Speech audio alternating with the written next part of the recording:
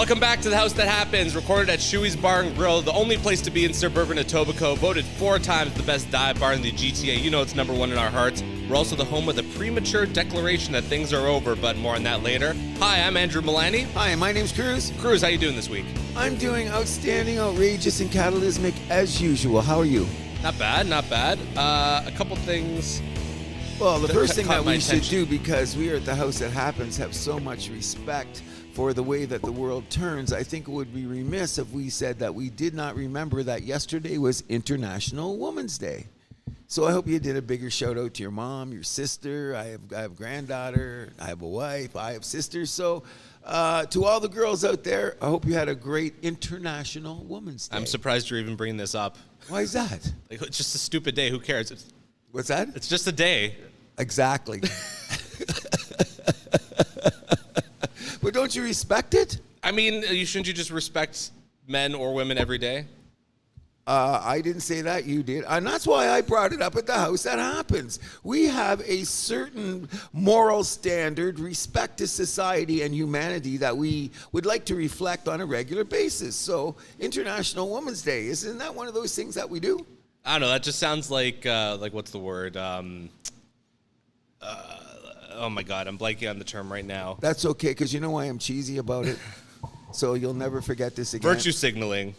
Oh, okay. I was looking at it more of a case that it was my birthday. Well, I don't understand. It was my birthday. Oh, was it? Happy birthday. Oh, yeah, I know, biggie. I didn't know. Even squirrels have birthdays. Come on. It's no biggie. That's reason to celebrate. Oh, I did. I had a good time last night. go. I want to thank the granddaughter and the wife and a couple people I had a few drinks with, including Wade. Yeah, it was quiet.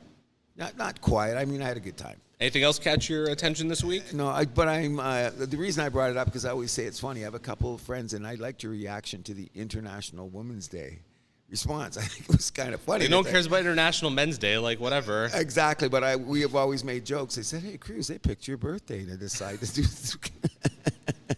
But that's no joke. Doesn't matter. Anyway, how was your week? Good. A couple things caught my attention. One was, number one, I got shout out to Humber College. The men's basketball team won provincial gold once again. Outstanding. They'll be heading to nationals mid next week. Volleyball, men's and women's, unfortunately got knocked out at nationals. They'll be playing for bronze, though, so we'll be wishing them the best of luck to at least bring home some hardware back to Etobicoke. Yes. But one thing that did catch my eye that was just hilarious this week was, I don't know how this got buried over 20 years, basically, but someone discovered recordings of Star Wars on TV in Chile from like 2003, and what they did was they intercut beer commercials into the movie. Get out. Yes. There's 5 of these that exist. Okay. 3 from the original, 1 from Empire, 1 from Return of the Jedi. So one of them is like Obi-Wan be like, oh, it's in Spanish, of course, because in Chile, but it's like, oh, your father wanted you to have this when you were old enough. Instead of going for the lightsaber, he opens up a cooler and there's a bunch of beers in there. That is, like, that's a good sense of haha. Who thought of that? I don't know. That's genius. Yes, There's 5 of these. You can find them all on YouTube. These are amazing. And now people are starting to make these, like, with other movies. And Okay, yeah. Like, the internet just took this and ran. Yes, It's been hilarious. I'll have to take a look because I don't watch enough movies, but I was always a bit of a Star Trek guy. I mean, a Star Wars guy, especially the first 3. Yeah. So that'd be hilarious that somehow that someone had the genius, like you said, to mix in commercials to make it part of the movie. And like decent especially production. that even makes it better. And like decent production quality of it too. Oh, really? So like, I mean, it's not exactly a seamless transition, but I mean, for their budgets, it's a pretty creative, funny way, and like who can be mad at that? Nobody, and I'm like the humor part of it because we already lost the humor in the fact that we're not getting the Coyote movie. You know what I mean? So that's kind of one of the voice actors is actually on like a little bit of a mission now to try and get it back, but I don't know. It's all about money, bro. You know that. Absolutely, it's all about the money.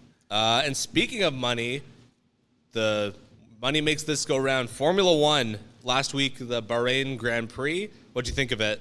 Well, I think it's going to be business as usual. Like, look at the standings. Look what came out. We had the top 2 Red Bull guys, and then you had Ferrari and Mercedes all sitting there. Now, I think McLaren should be happy because they had a nice run considering, and they said that they had some they say their car is going to be better as it goes on, and their car is going to be better. That Zach Brown guy, he's an interesting character. Yes, that's all I could say. But you don't like to lose either. None of these guys do. No, I know, but and his look, he always looks like he's chewing rocks. Yeah, you know what I mean. When you see a guy and he was talking about, I thought McLaren had a great showing. Like one of the cars that was like when you heard all the preseason prognostications, who was going to do what. I think they're pretty accurate because, like I said, both Red Bull cars and Max blew the field away. Yeah. Basically, when you think about it, you know what I mean. Although some drivers did have some. I don't know, like mechanical issues. Like Leclerc was struggling with his brake temperature. Yes, he maybe could have put up a little bit of a fight early on if it wasn't for that. I know Hamilton struggled with a couple things early on. I forgot what it was, but later in the race he was struggling with his brake temperature too. So, which cost him I think that cost him a place in the standings. A bunch of points. Yeah, a bunch of points. It was quite interesting. Bottom line is that that Red Bull team seems to be freaking firing on all cylinders, and it's the first race. Yeah. Like it was not like, I watched the race, and after 10, 15 laps, this was over. There was no ifs, ands, or buts about it. I think one of the interesting things is that now, because they're going over to Saudi Arabia, I like how they're in Saudi Arabia. Qualifying was yesterday. Yeah, and again, Max got the pole. Yep. But I find most interesting about yesterday is the kid that has to step in at Ferrari. Yep. 18 years old. What's his name? Bearmont? Yeah. 18-year-old kid is going to jump into a car and race at the Saudi Grand Prix. A week ago, it wouldn't even have entered his mind. But he was the pole position in the F2 race anyway, wasn't he? I'm not sure about that, but he's a qualified driver. Like, it's not like sure. I mean, if you're putting him into an F1 seat, I mean, you got to be. He's known what he's pretty doing. Good. But I'm saying, he's going to be the third youngest guy ever to start a Grand Prix race. And the youngest one in a while. Oh, yeah. Long time. It's a long time. So all you people out there that make jokes about I'm finding my way through the Formula One world, take a look what's going on, because it seems to be a tapestry of insanity at times. And we're going to find out, because the track in Saudi Arabia is quite a bit different than the track in Bahrain. Yes, a lot less open space. Yeah. So it's going to be tight. And we always say, well, what's the guy motivate more? I think there's a lot of things that are motivating my athlete of the year and Mr. Max Verstappen. Okay, let's not go there yet. Oh, no, last year he was my athlete of the year for 2023. I want to keep reminding people that. Bottom line is, he's never had a pole position in Saudi Arabia before. Yeah. Well, I mean, this is only the fourth time they're racing there. Agreed, but he's never won the first two races of the year before. So I think that it's like the Michael Jordan thing. Anything you can use to motivate yourself to stay on a level of excellence that there are. I think that Max is going to go for it because he wants everything. You know what I mean? He's like the greedy fly now, which I have no problem. If you're on that level, you're not going to be there forever. He's young. Take as many of these wins as you want, build the legacy, and go for it. And you can smell that he does it. Every time he picks up that microphone at the end of the race and starts talking, you guy goes, there's a guy that wants, he's telling you, I am greatness. Right. Don't you agree? I agree. All the other guys are dancing around him, and I don't, I'm finding now that last year guys always seem to have a little bit more animosity towards Max, but this year it seems to be they're going, well, let's get our cars better. Because, when Lewis Hamilton caught me off guard, he said before the race, I think we're racing for second place, which is something I would never, ever think I would hear coming from Lewis Hamilton, but that's just the way the game's played. Agreed? Well, it's also the way, Mercedes, them and McLaren, I think it's going to be a battle for third place for them, at least how the things have started in this first race, right? Exactly, and that's what I'm saying. Give McLaren a lot of credit, because if you hear Zach Brown, he plans on winning a race this year. I don't see it, but he's talking. You never know. Yeah, exactly. I like his mojo. I like his moxie. He says, I'm coming here to win too. You wouldn't hear him say, I'm racing for second. No. You know what I mean? That's why Lewis Hamilton caught me off guard with that statement. Well, he's already got 1 foot out the door, though. Let's not forget that. Okay, that's true too. So, which is one of the theaters of the absurd that encompasses this whole Formula One thing, which is you're going to bring up right now the other absurd. I got more to talk about from last week. Okay, cool. So, Red Bull, RB, Visa, Junior. Yeah. Maybe not the midfield killer we thought it would be. But I'm thinking it's going to be improving because they're going to get points. Yeah, but like it's not going to be the team. I don't think they're going to be competing with McLaren and Mercedes and Aston Martin like we thought they might. No, I'm not sure. But Ricciardo raced a good race, and then he had some problems with the car. Sure. But did he get top 10? No, he fell out at the end, didn't he? Yeah, and Tsunoda's a bitch. What? Tsunoda's a bitch. Oh, yeah. He's got to be on his last legs on F1. Oh, yeah, probably, whatever the case may be. But, yeah. He's just got a horrible attitude. Oh, 100%. You know what I mean? So, and that guy's going to be responsible for making you go forward? I don't think so. You know what I mean? Well, he's only there because of Honda. We know that. Well, that's true. That's true. I don't know all the history, but do you think he'll be around next year? No way. Maybe next year might be his last year because Honda, that's the last season that they'll be supplying the engines to Red Bull, right? After that, they'll be supplying for Aston Martin, and I don't think Aston Martin wants Tsunoda anywhere near their team. I think the only reason that he's at Red Bull is because they have two teams. They could just like, okay, we'll throw you on the beer team, beer team. Still thinking about Star Wars. What else do I want to bring up? Alpine, what a disaster. They're not going anywhere anyways, do you think? But like, they look like they're the worst car. Well, I don't know. I've heard they just had lots of like. Even did you watch qualifying yesterday? They sucked. They had issues. Yes, both guys didn't make it out of Q1. No. What a disaster! I feel real bad for Pierre Gasly because I think he is a real good driver. Oh, I do too. He's one of my favorite personalities in the whole game. I like him too, but he's not going to see no podiums. No, he's not. He's not. He might not see any points. Well, you know what though? But his contract is up though. I believe. Because they were saying like there's well, it's musical chairs though after that, right? That's there you go. So there's going to be some seats available next year. Like guys are already like that's what I don't understand about F1. Like we already know Lewis Hamilton's going, so we know his seat is empty. We know that these guys over here aren't happy. So who's going to go to what seat? Yeah. So that's going to play out all season, which is bizarre to me because that's like in another sport just wouldn't happen. It would be off season you make the deals, not in the middle and this is only going into the second race. They got 22 to go. This is insane. Well, 23 including the one today. Oh yeah, that's what I'm saying. It's insane what's going on. Like the silly season. Yeah, but it's going to be silly season all season. It seems to me. What is it? You know what I mean? I don't know. I just saying that, but I don't think they're going to be there. Like I said, when I seen if you see the standings of that first race, we'll say after today because it was only the first race. But if we have basically, I think Max is going to win today's race. It's just going to be a matter of can Leclerc get on podium. Okay, but what I'm saying is, and Ferrari's going to be a step back because I don't think the kid's going to.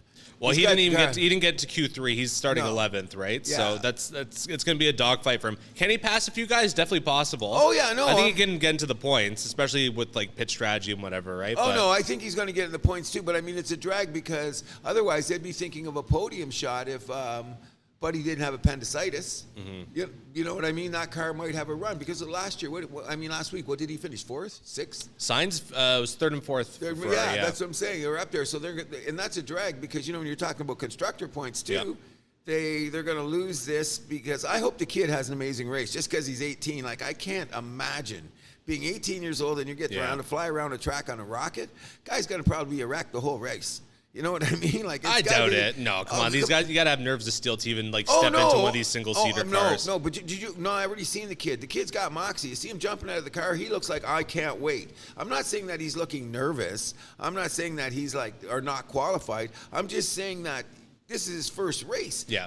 A week ago, he wasn't even thinking about getting into an F1 car, and here he's going to go. I'm saying the excitement. You remember, you were 18 once. Sure. You know what I mean? You get pretty excited when you're 18-year-old, especially when you have a task at hand like this.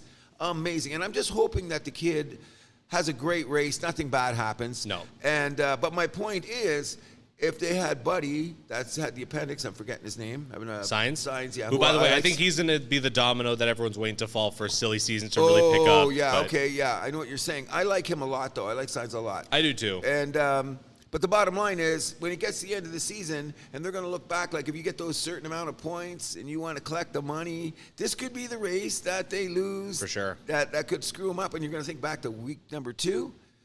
Appendicitis is a bitch. We'll see. Yeah. We'll see. Yes. Long way to go. Long way. Tons. And Logan Sargent just keeps proving that he's by far the worst driver on the grid. How does he get a job? I think this has got to be his last season. Like, come on. Bottas had the worst pit stop in history, and you're still behind him by a lap. I know.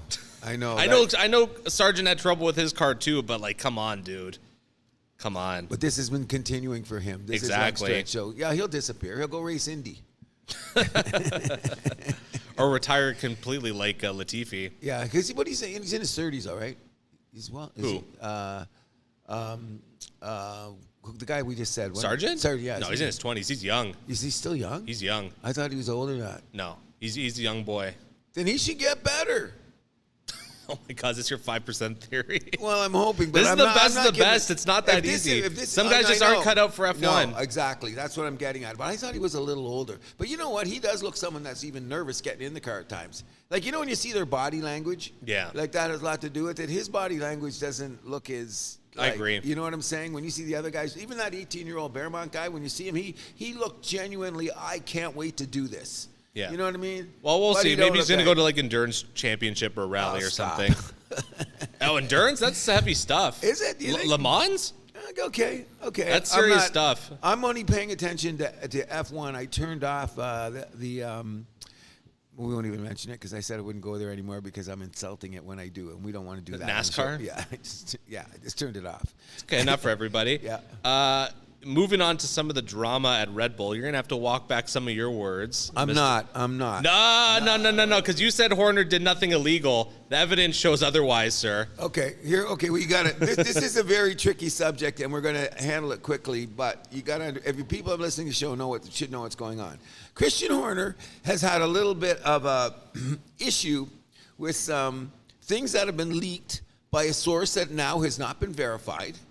Nothing's been verified. Well, hold on. Alleged. Let's set this up. Okay, you set it up. You do that. So we all know about the allegations. Yeah, right? alleged. Yes. That's what allegations means. Yeah. Right before the race, a Google Doc of all the text messages, all the pictures sent were leaked to all the major F1 media, Yep. all the team principals, Yep. the FIA, Yep. and F1. Exactly. And if you I can't share these documents, but put it this way: if you want to go out and find them, it's not that difficult. No, I know they're searching around. I'm just saying. Yeah. Either way, you look in these text messages. Here's my theory about what happened. Okay. It began with some gentle flirting. Either way. Okay. You know, whatever, that kind of thing. Okay. Horner thinks, oh, now's my chance. He starts getting persistent. She says no. Keeps going. She says no. Keeps going. She says no. Uh-oh. Sends her a dick pic. Okay. Does it? Okay. It says no in some of these texts, right? A lot of these texts. Okay. So what's going on here? So here's what I'm saying. In my opinion, okay. Now, ultimately, what is it saying? There's been a lot of should he be suspended? Blah blah blah. My theory is, and I hate to bring this up, but I'm going with the old boys club here. And I think the old boys club is going to win on this one in this way. First of all, when they went back to the sources, they couldn't find out who released these. So number one, that's illegal. So none of this stuff can go anywhere because... Agreed. But this is now we're going into court of public opinion. Everyone on the Red Bull team has seen this. Your boss just got outed as a fucking loser. Okay. He looks like a fucking loser in these texts. He's got a wife and kids, and he's like, oh no, go out with me, go out with me. Here's my penis. It's not even a tasteful nude, which is the worst part. It's just a close-up of his fucking dick. Okay, I'm not. Okay, you're right. And I'm not, first of all... And now the accuser's been suspended by Red Bull. Desperate move by the team to try and keep things under control. Jos Verstappen saying that if Horner stays around, the team's going to explode. Adrian Newey's been accused of sexual misconduct now. Okay, so here's where, and then, Civil war's brewing, sir. Okay, so I'm going to put that all in your canon, and you can use it as fodder. So I'm going to be, and I hate defending this, okay? No, so then why are you smiling? Because I think this is I don't think you hate defending this at all, sir. No. Wait, and I shouldn't be laughing. Here's what I think is going to happen. Defending this. Okay, but here's what's going on, and let's just look at history because I'm a little bit older. First of all, they suspended the alleged complainant. Okay, she's not. There's nothing alleged about her accusing. Okay, so you can just anyway, say the accuser's been suspended. Okay, yeah, she's been suspended. And where did that come from? That came from the top, and that's the top, and that's the Red Bull guy who's buddies with Horner. Now, Max Verstappen's dad should have kept his mouth shut because he was talking from a. But he didn't. Okay, but he's talking from a moral turpitude point of view, which is what we agree with, and that's the reason why we're bringing it up here now. But then when I heard Max at his press conference say This is how we win, and here's how the pieces are put together. I don't think you should take the pieces apart if we're going to continue to be the legacy that we are. Thinking of it that way, we're talking about Formula One, which is the biggest money in the world, which is the reason that, well, I always talk about the highest level of competition, which is why it appeals to me, and how they have to get on, all the things that are involved in like going to these different tracks, the what do you call it? The engineering of the cars, the principles in designing and getting them there are all in one piece. And Max is saying you can't disrupt this if we're going to continue to win. What if things start to fall apart, though? I don't think that they will. How do you know? Well, everyone's gotten out. Your boss looks like a fucking loser. You don't think guys like, okay, you know? But I'm telling you, money that's changes gonna affect everything. Money changes everything. No, this is different, though. Okay, what about morale? Okay, I don't know. Well, I'm not in the room. I'm just saying things are getting weird. Okay, that's my theory. I know that. This is Helmut Marko and Jos Verstappen versus Christian Horner. Okay, so I'm going to look at it this way. I'm saying Max is the guy because there's a seat over there, Mercedes. There's a seat sitting there waiting. And you think Red Bull's going to want him to slide over to the Mercedes seat? He's locked in his contract, though. What's that? Max is locked into a contract. They say there's moral turpitude issues that he could bring up if it's going to explode the way that you say it's going to explode. So he'll have an out. But, you know what I mean? I'm saying that right now that Christian Horner's a schmuck. There's no doubt about it. Let's not defend the guy. And he did do something illegal. Well, if they say this, but no, it's proven in text messages. Okay, but he said unsolicited news. Okay, so here's the problem. That's illegal. Okay, but here's the problem. Who's the source? Nobody knows who's the source of release. It doesn't matter though. The texts are out there. Okay, the text. So when you get to a court of law, this won't even get in the door. What do you mean? Because there's no who's going to substantiate? You got the pictures and stuff. That's like how would you say it? There's pictures of Christian Horner though, and all you need is the accuser to say that's them. Okay. Both of them saying, and I mean, Horner, he can't deny it. That's obviously pictures of him. I don't think he should. I'm not saying that's the denial or any of that. I'm just saying but that the fact that it got leaked out, that's kind of irrelevant to this thing because those exist anyways, right? Okay, agreed. So like I said, I'm not trying to defend the guy for his hideous behavior, okay? What I'm saying is I'm looking at it from the top of the pyramid. And the top of the pyramid is large money run by very big corps with people that are all in the same bed. And if you want to continue this legacy, they're going to do everything in their power to keep it there. And the first sign of doing it... You can't tell people to shut up about it, though. No, they're going to talk all they want. But the bottom line is... That genie's been let out of the bottle. Agreed. But look, where'd the girl go? The first step, and when I'm saying when they're covering their asses That's a desperate move, though. That's not going to stop people from talking. Oh, no, but it's... You know what it is? Because I don't think... They'll hope the dust settles. That's what I think is going to happen. Let's say a couple races more. Now, there's guys like Zach Brown and a couple other these engineers. They're not going to let the story go away. No. That's what I'm talking about. Those guys are not going to go away. But it's how Red Bull is going to do in-house. And I think to them, winning is more than anything. And I'm not saying that that's right. And that's why it's so hard to defend this. But I'm saying winning is everything. And I'm thinking that's what's going to keep this together. Regardless if Horner's a complete freaking scummy guy for doing this, okay? Because it's all weird, too, because you notice the wife is there and all the things now. Oh, that was a PR scam. I'm not saying it's not or all that. But when I heard what made me say, business as usual, when I heard Max's, did you hear his press conference? Okay, but just because he's saying all the right things doesn't mean that there's nothing bubbling beneath the surface. I never said there wasn't. I'm just saying that's okay. Well, that's my point. They're trying to find a way to make the dust settle so they can continue to go down the road and win all these races. Like I said, the genie's been let out of the bottle. There's no dust settling. Well, it's a sandstorm. Okay, so before we leave F1, just wanted to be saying this. None of us at the house are defending Christian Horner. Let's get that straight for starters. However, I'm still going to stick to my thing that at the end of the season, he's going to still be there with the Constructors' Trophy and Red Bull's going to be superstars. Maybe. Things change on a dime in F1. Okay, we'll see. And you have to apologize for saying they did nothing illegal. Okay, I'm not. Okay, it's illegal. I don't know. Okay. It is illegal. Did he get charged? That doesn't matter. Okay, was it illegal or it was not? illegal. It was illegal. Okay, I'll settle that. Thank you. Okay. That makes you sleep better. That's great. But I'm saying, it's for the integrity of our show. Okay, I agree. So it is, and that's why I don't want to defend the guy because we know what's happening. But I'm telling you, I'll bet you a beer at the end of the season he's still in his seat. That's what I'm saying. I think what he did was wrong. Yes, it's illegal, but the reason I was stuttering over that so much is that he hasn't been charged with anything yet. Nothing's gone anywhere. This is all like a TMZ explosion. Yeah, but even if it does go to court, like Red Bull is just gonna like countersue and that shit. We'll be down a couple years down the road. Yeah. So let's end it this way. That's the problem with the legal system in situations like this, right? Yes, and the guy's a scumbag. And I do feel for the girl here because like, I do too. And for like women in sport, like it's like if something happens, like you like try and say like, hey, this happened, like they're gonna throw you under the bus. That's not fair. No, and that's the way it's been, and that's why I mentioned the old boys club. And I think that this one is freaking pretty damn powerful, and that doesn't make it right.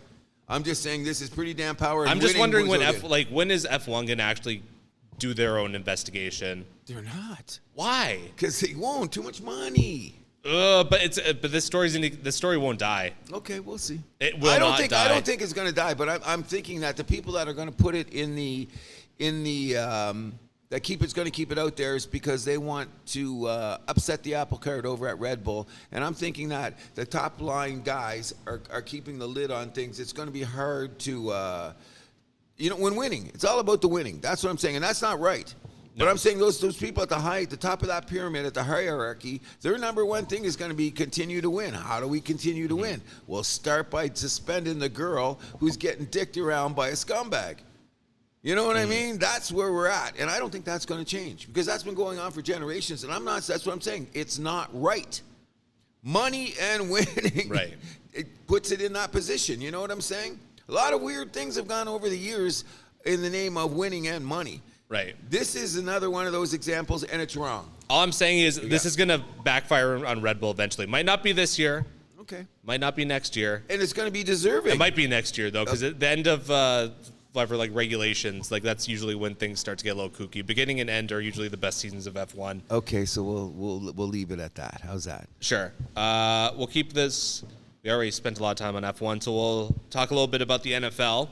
Of course, we're going to talk about the NFL. Monolith. Yes, monolith. Yes, that's a good way of putting it. And we have to because we have some of the same kind of, not as bad, but we have the Russell Wilson situation. Oh, yes. Okay, so what did that turn out to be? That's just another in-house drama. When the winning didn't come, guess what happened?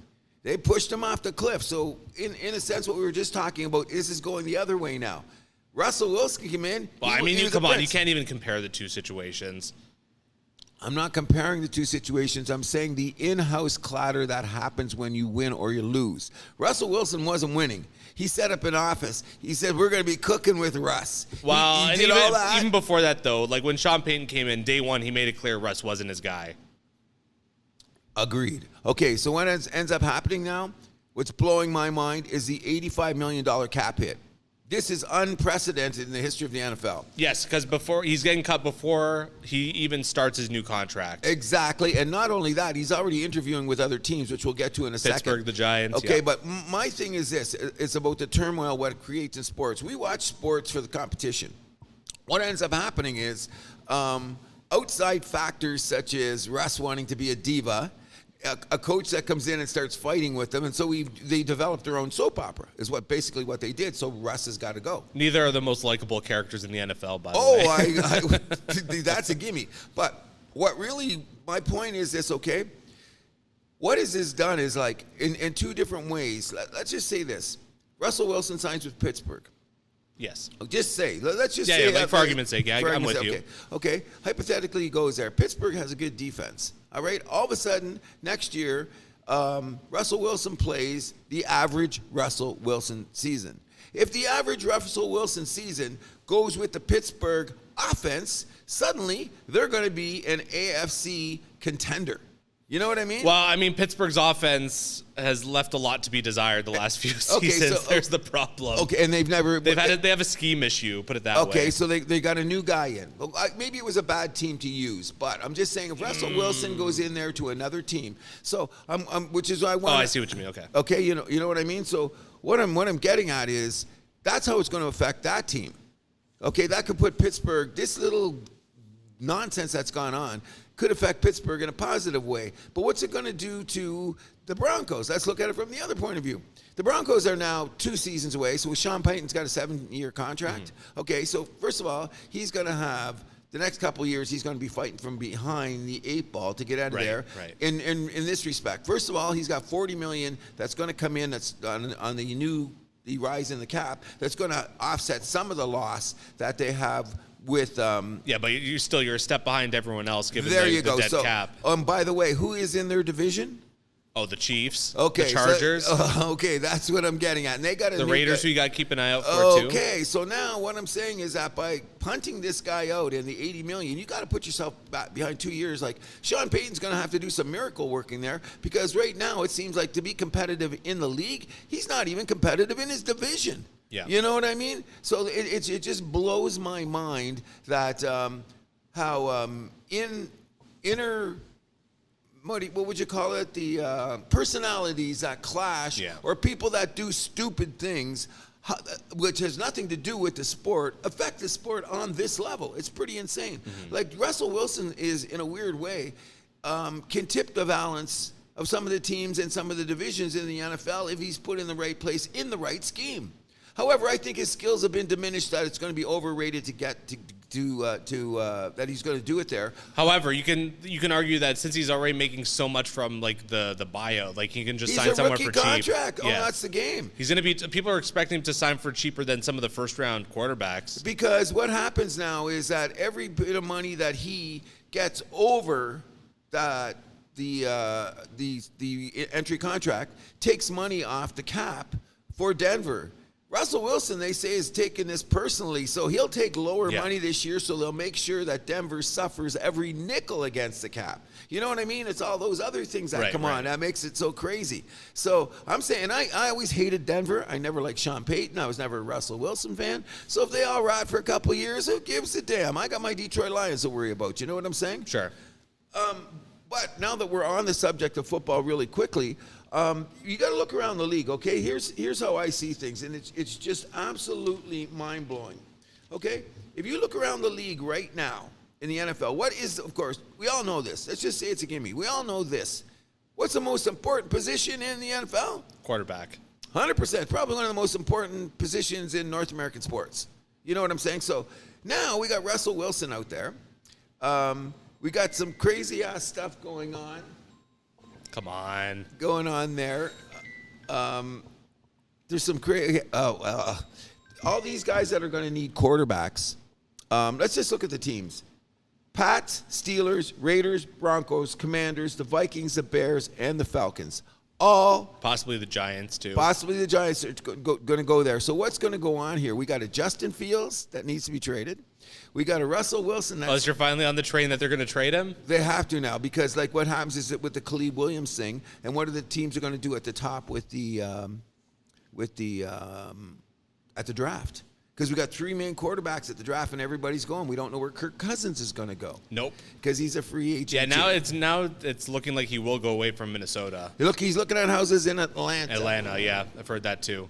But before we go any farther, I think we have, like, what would you say, a expert on the NFL just entered the room. A special guest. A special guest. Introduce him. I will do it. He considers himself a bona fide analyst when it comes to the game of football. He has won some money on pick'em pools. He's had a terrible fantasy football year, but so did I. So can we welcome to the show my eldest son, Zach Cruz. Say hello. What's up? What's up? What's up? We finally got him on all the way from Erin Mills. Anyways, what we're talking about is the Russell Wilson situation. Okay. You know where we moved past that. Okay, where it's like the free agent quarterback, in general. The situation. So we're figuring out that it's the Pats, the Steelers, the Raiders, the Broncos, Commanders, Vikings, the Bears, and the Falcons all need a quarterback. Or there's a quarterback situation brewing in their house. Mm-hmm. We're saying this could make it one of the most interesting drafts because there's three guys at the top. Kalen Williams, what's his name? Maine from Drake May. Drake May. And what's his name? The guy from Louisiana. LSU. I forget his name. No one knows who's going to go 2 or 3. Well, I'm going to say now that I think that Khalid Williams is going to go number 1 no matter what. Oh, everyone knows that. We but know 2 or now. 3, that's the debate. That's going to be there. So what I'm saying is now, where does Justin Fields go? So what's going to happen is that we're talking about the balance of power here, who's going where, right? That means it could change a lot. Like just when this draft could be affect teams for the next couple seasons, which it always seems to do, depending on where the landing place is. Like they say, Atlanta's got a pretty good offense. Yeah, So what they if just need Kirk the going quarterback. to go there? Now, why wouldn't Russell Wilson go to Minnesota? Because they're going to give Justin Jefferson all that money, and they can't give two guys the bag. Sure. Unless you're going to take the money and take the $40 million and use it on Justin Jefferson and then try to sign Kirk Cousins back. But then he'd have to give you a sweetheart deal, correct? And I don't think that's going to happen. No. You know what I mean? So I don't know. You could take it wherever you want there. I'm just going to say, wonder who's going to win in this battle of the quarterbacks. You know what I mean? When does free agency open? In like a couple weeks? A couple weeks, and then it's the draft. So who's going to decide what? And your boys, we have two New England boys in the house here right now. So what are you guys going to do? Are you going to trade Mac Jones? You're not going to get what? I think Mac so. Jones can't come back as the starting quarterback next year, right? No. So You're not good, but this is his last year. Well, this is a whole new England now, right? It's a whole new thing. That's right, but what are you going to do about your quarterback? He's on his rookie deal. So you play him one more year, you got to trade him. Well, yeah, you never know, actually. Yeah, that's what they're saying. So they don't know. Is New England? What's New England picking? Fourth? I believe so. Yeah, so they're just outside of the range of the name quarterbacks. Back in the day, Belichick would have probably made a move, but this is the new England, like you it's say. a strong wide receiver draft too, and we're weak on that position exactly. as well. So. I don't know, and the guy, the alt guy, the old lineman, he might be the best guy in the draft. Why wouldn't you take him? You know what I'm saying? Yeah, they have options, so we'll see. But I think the what we're getting at here is the quarterback situation in the NFL is so precarious that we seen it last year. Like how many quarterbacks started? Like I don't know. It was like it was a lot. Like teams were averaging over two. Exactly. Yeah. So you want to have two. So why wouldn't New England draft a quarterback and keep Mac Jones? It doesn't hurt them this year. It won't affect their salary cap. Sure. All they got to do is they don't have to sign him to the. I think you're just maybe worried about morale. If you like, how's he going to be with like another quarterback that like literally has stolen his job, right? Well, they Something say that, but it's starting to look at about. Wouldn't you rather have two quarterbacks in the house? What do you want? Mac Jones let them compete. Jaden Daniels Yeah. is right there. That's the guy, Jaden Daniels. But what I'm saying is that who's going to draft and where? Who's going to make the move? Now, they're saying Washington's going to make a push at draft day because Khalid Williams is from Washington. He's from DC. Yeah, he's from D.C. So the behind... And the new owners there are hungry to make their they're mark, make right? A dude. So what does that mean? Like, we'll say a free agency because if Justin Fields gets traded, you know that Chicago's taking Khalid Williams. And here's the real crazy thing about this. They're saying that he is Mahomes light. So you don't want to... The light label always kind of scares me. Me too. But here's what they're saying. Like, how are people so stupid that Mahomes wasn't picked to what? Number 16? 12, I believe. 12? Whatever it was. Were those 12 other guys better than Mahomes? Yeah. Obviously not. So the draft situation wasn't so whatever. But now they're putting Khalid Williams into that kind of generational quarterback. Right. Like the guy that can't fail. So it's screwed up. I've heard that before. Oh, haven't we all? We call him Russell. What do we call him? The guy from Oakland. I mean, the Raiders drafted. Oh, Russell, man. what's his name? Yeah, I'm blanking, but yeah. And just look a few years ago. What's Jameis Winston doing? Okay.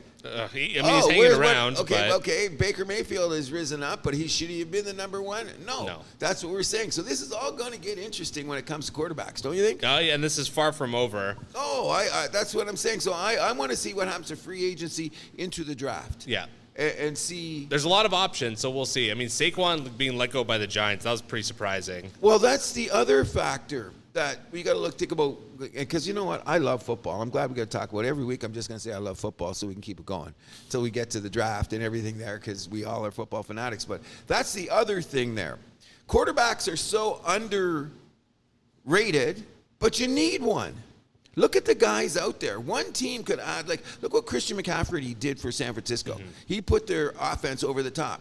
There's a few offenses in the NFL right now that if you put in a Derrick Henry or a Saquon Barkley, that could put their team over the top. You know what I mean? So it's one of the most interesting off seasons I've seen in a while in the NFL. But running back's a weird position too, because those guys can break down pretty fast, right? So you want to be careful about how much you pay them. Or you just find a guy off the street who does some shit. Yeah, exactly.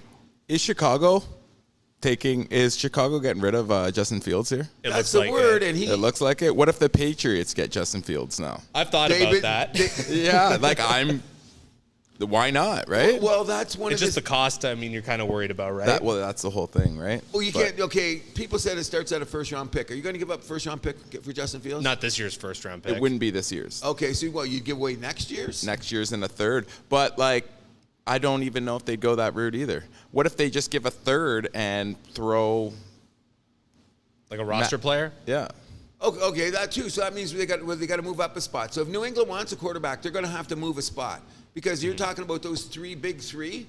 There's 3 teams in front of them, right? No, but I think he's saying like, what if you trade for Justin Fields and then like use your first round this year to draft a wide receiver? Then you pick up Marvin Harrison. Would be your pick. So that would be a good. You have Justin Fields working with Marvin Harrison. That's an interesting scenario. Well, what's his coach going to do? That's the whole thing. That's what everyone's looking at. Well, that's what I'm saying. They're waiting for the first domino to fall, which they don't know what it is. Is it going to be that Justin Fields gets traded? Are they going to wait to the draft day? Now, I have a question for you. Like, I don't know how this works in football. I know in hockey, like the usual thinking is that like usually the GM makes the first round pick and then the scouts take care of the rest. Is it the same like that for football?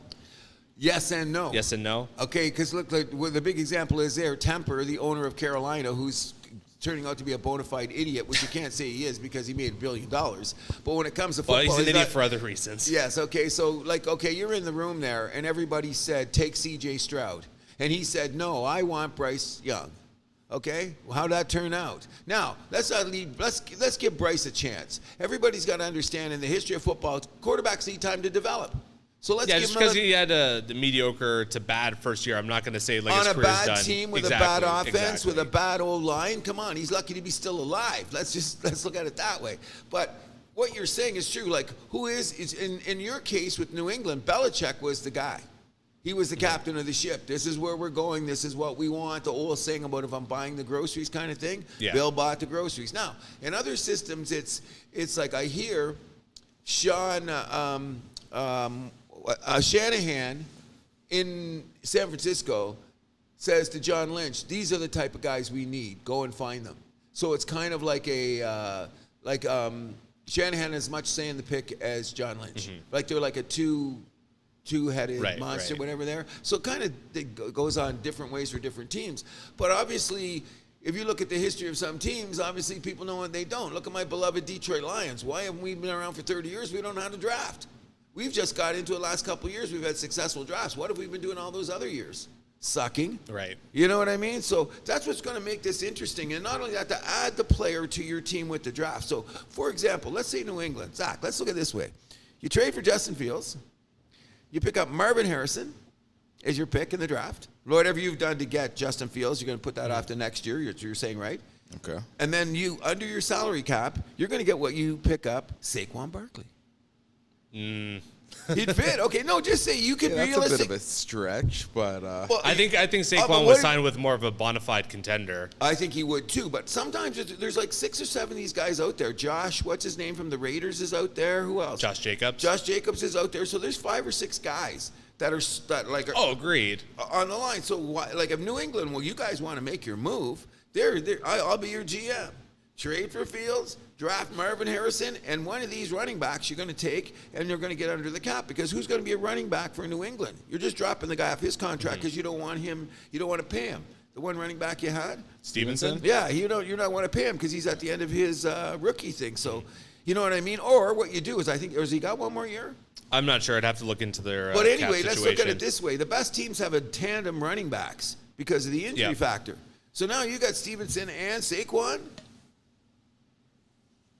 That's how I'm saying some Could team be. in the NFL this year is going to make those kind of moves. And like we didn't think they were going to be there in a contender next year. And bang, they're going to be a contender like Houston. You know, like last year, at the beginning of the season, who said Houston was going to do anything? Right. Well, I mean, we have a lot of time to discuss all this football stuff. This isn't going away. So do you have anything you want to add to this before we move on? No, we just want to say that the Russell Wilson thing, we're going to keep our hands on because in the history of the NFL, I've never, ever heard of somebody taking an $83 million cap hit. You First know time what I for mean? everything. Yes. It's wild. It's insane. You know what I mean? And we're okay, next. We'll keep this moving. The PWHL, one of our favorite startups, secured 3 big deals this past week, or at least since our last show. Molson, Royale Tissue, and Upper Deck. That's good for them. Okay, you know what the great thing is about the PWHL is? I want my son here to give me, Zach, tell me about, we're talking about the Women's Professional Hockey League. Okay. We were sitting around having drinks last week, and what's your take on the Women's Hockey League? My take on the Women's Hockey League? Yeah. I have no take on the women's hockey league because I have no take on the NHL. Okay, I know that, but I'm I'm the gonna- wrong guy okay. to be speaking with right Okay, now. so what did you ask around the room to all the women in the room? What did you do? Well, last weekend, yeah. Yeah, what did you say? Are we talking about like women's sports in Yeah, general? Yes. Well, the thing is like, I asked all my girlfriends if they watch sports. How many do? I one. I got a solid one. Yeah. And she watches with her husband, so that's fun. But that's the whole thing. That's all I was really looking at was like, hey, do you guys watch women's sports? And if that's the case, then How could it get popular if the girls aren't watching the it? girls aren't watching. Yeah. It's great for the interesting. guys. I know the guys love it too, but like the women, they got to start watching their stuff, right? I've been That's the saying it for a thing. while. Everybody knows the reason that the WNBA is surviving is because all the money that's pumped in from the NBA. NBA. And I'm worried about the one thing about the women's professional hockey league is it's taken off. But it is taking off. It's doing great right now. Oh, from what I've heard. Yes, no, yeah. But you see, the thing is, I'm wondering how much of it is corporate and how much is papered. And when you get 2 years down the road, where are we at with this same hype? How do you keep that there? I'm thinking that there's a bit of house of cards here. For example, they were showing their average attendance. Doesn't this look great? But they got to add in that 20,000 from the one night when they had the solo game at the Scotiabank, which is great. They got a solo game at Scotiabank, but and they got these sponsors, which is great. Do they have like superstar hockey players there? Well, that's how do we get their names? That's what they're Well, trying that's to what do. they Well, gotta the do. Canadian hockey fans, I think, know who these players are, They- right? okay. Like, if Yeah. you're a hockey nut, you know Natalie Spooner, you know Oh, yeah, Sarah yeah, Nurse, you know yeah. Hillary Knight. And Toronto is now having 8 wins in a row.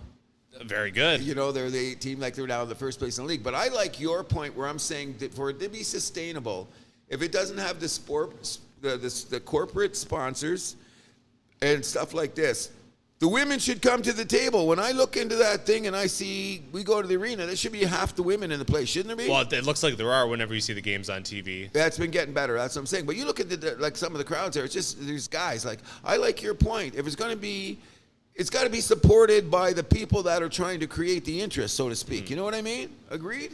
I'm still on the train that Toronto needs to find a new arena.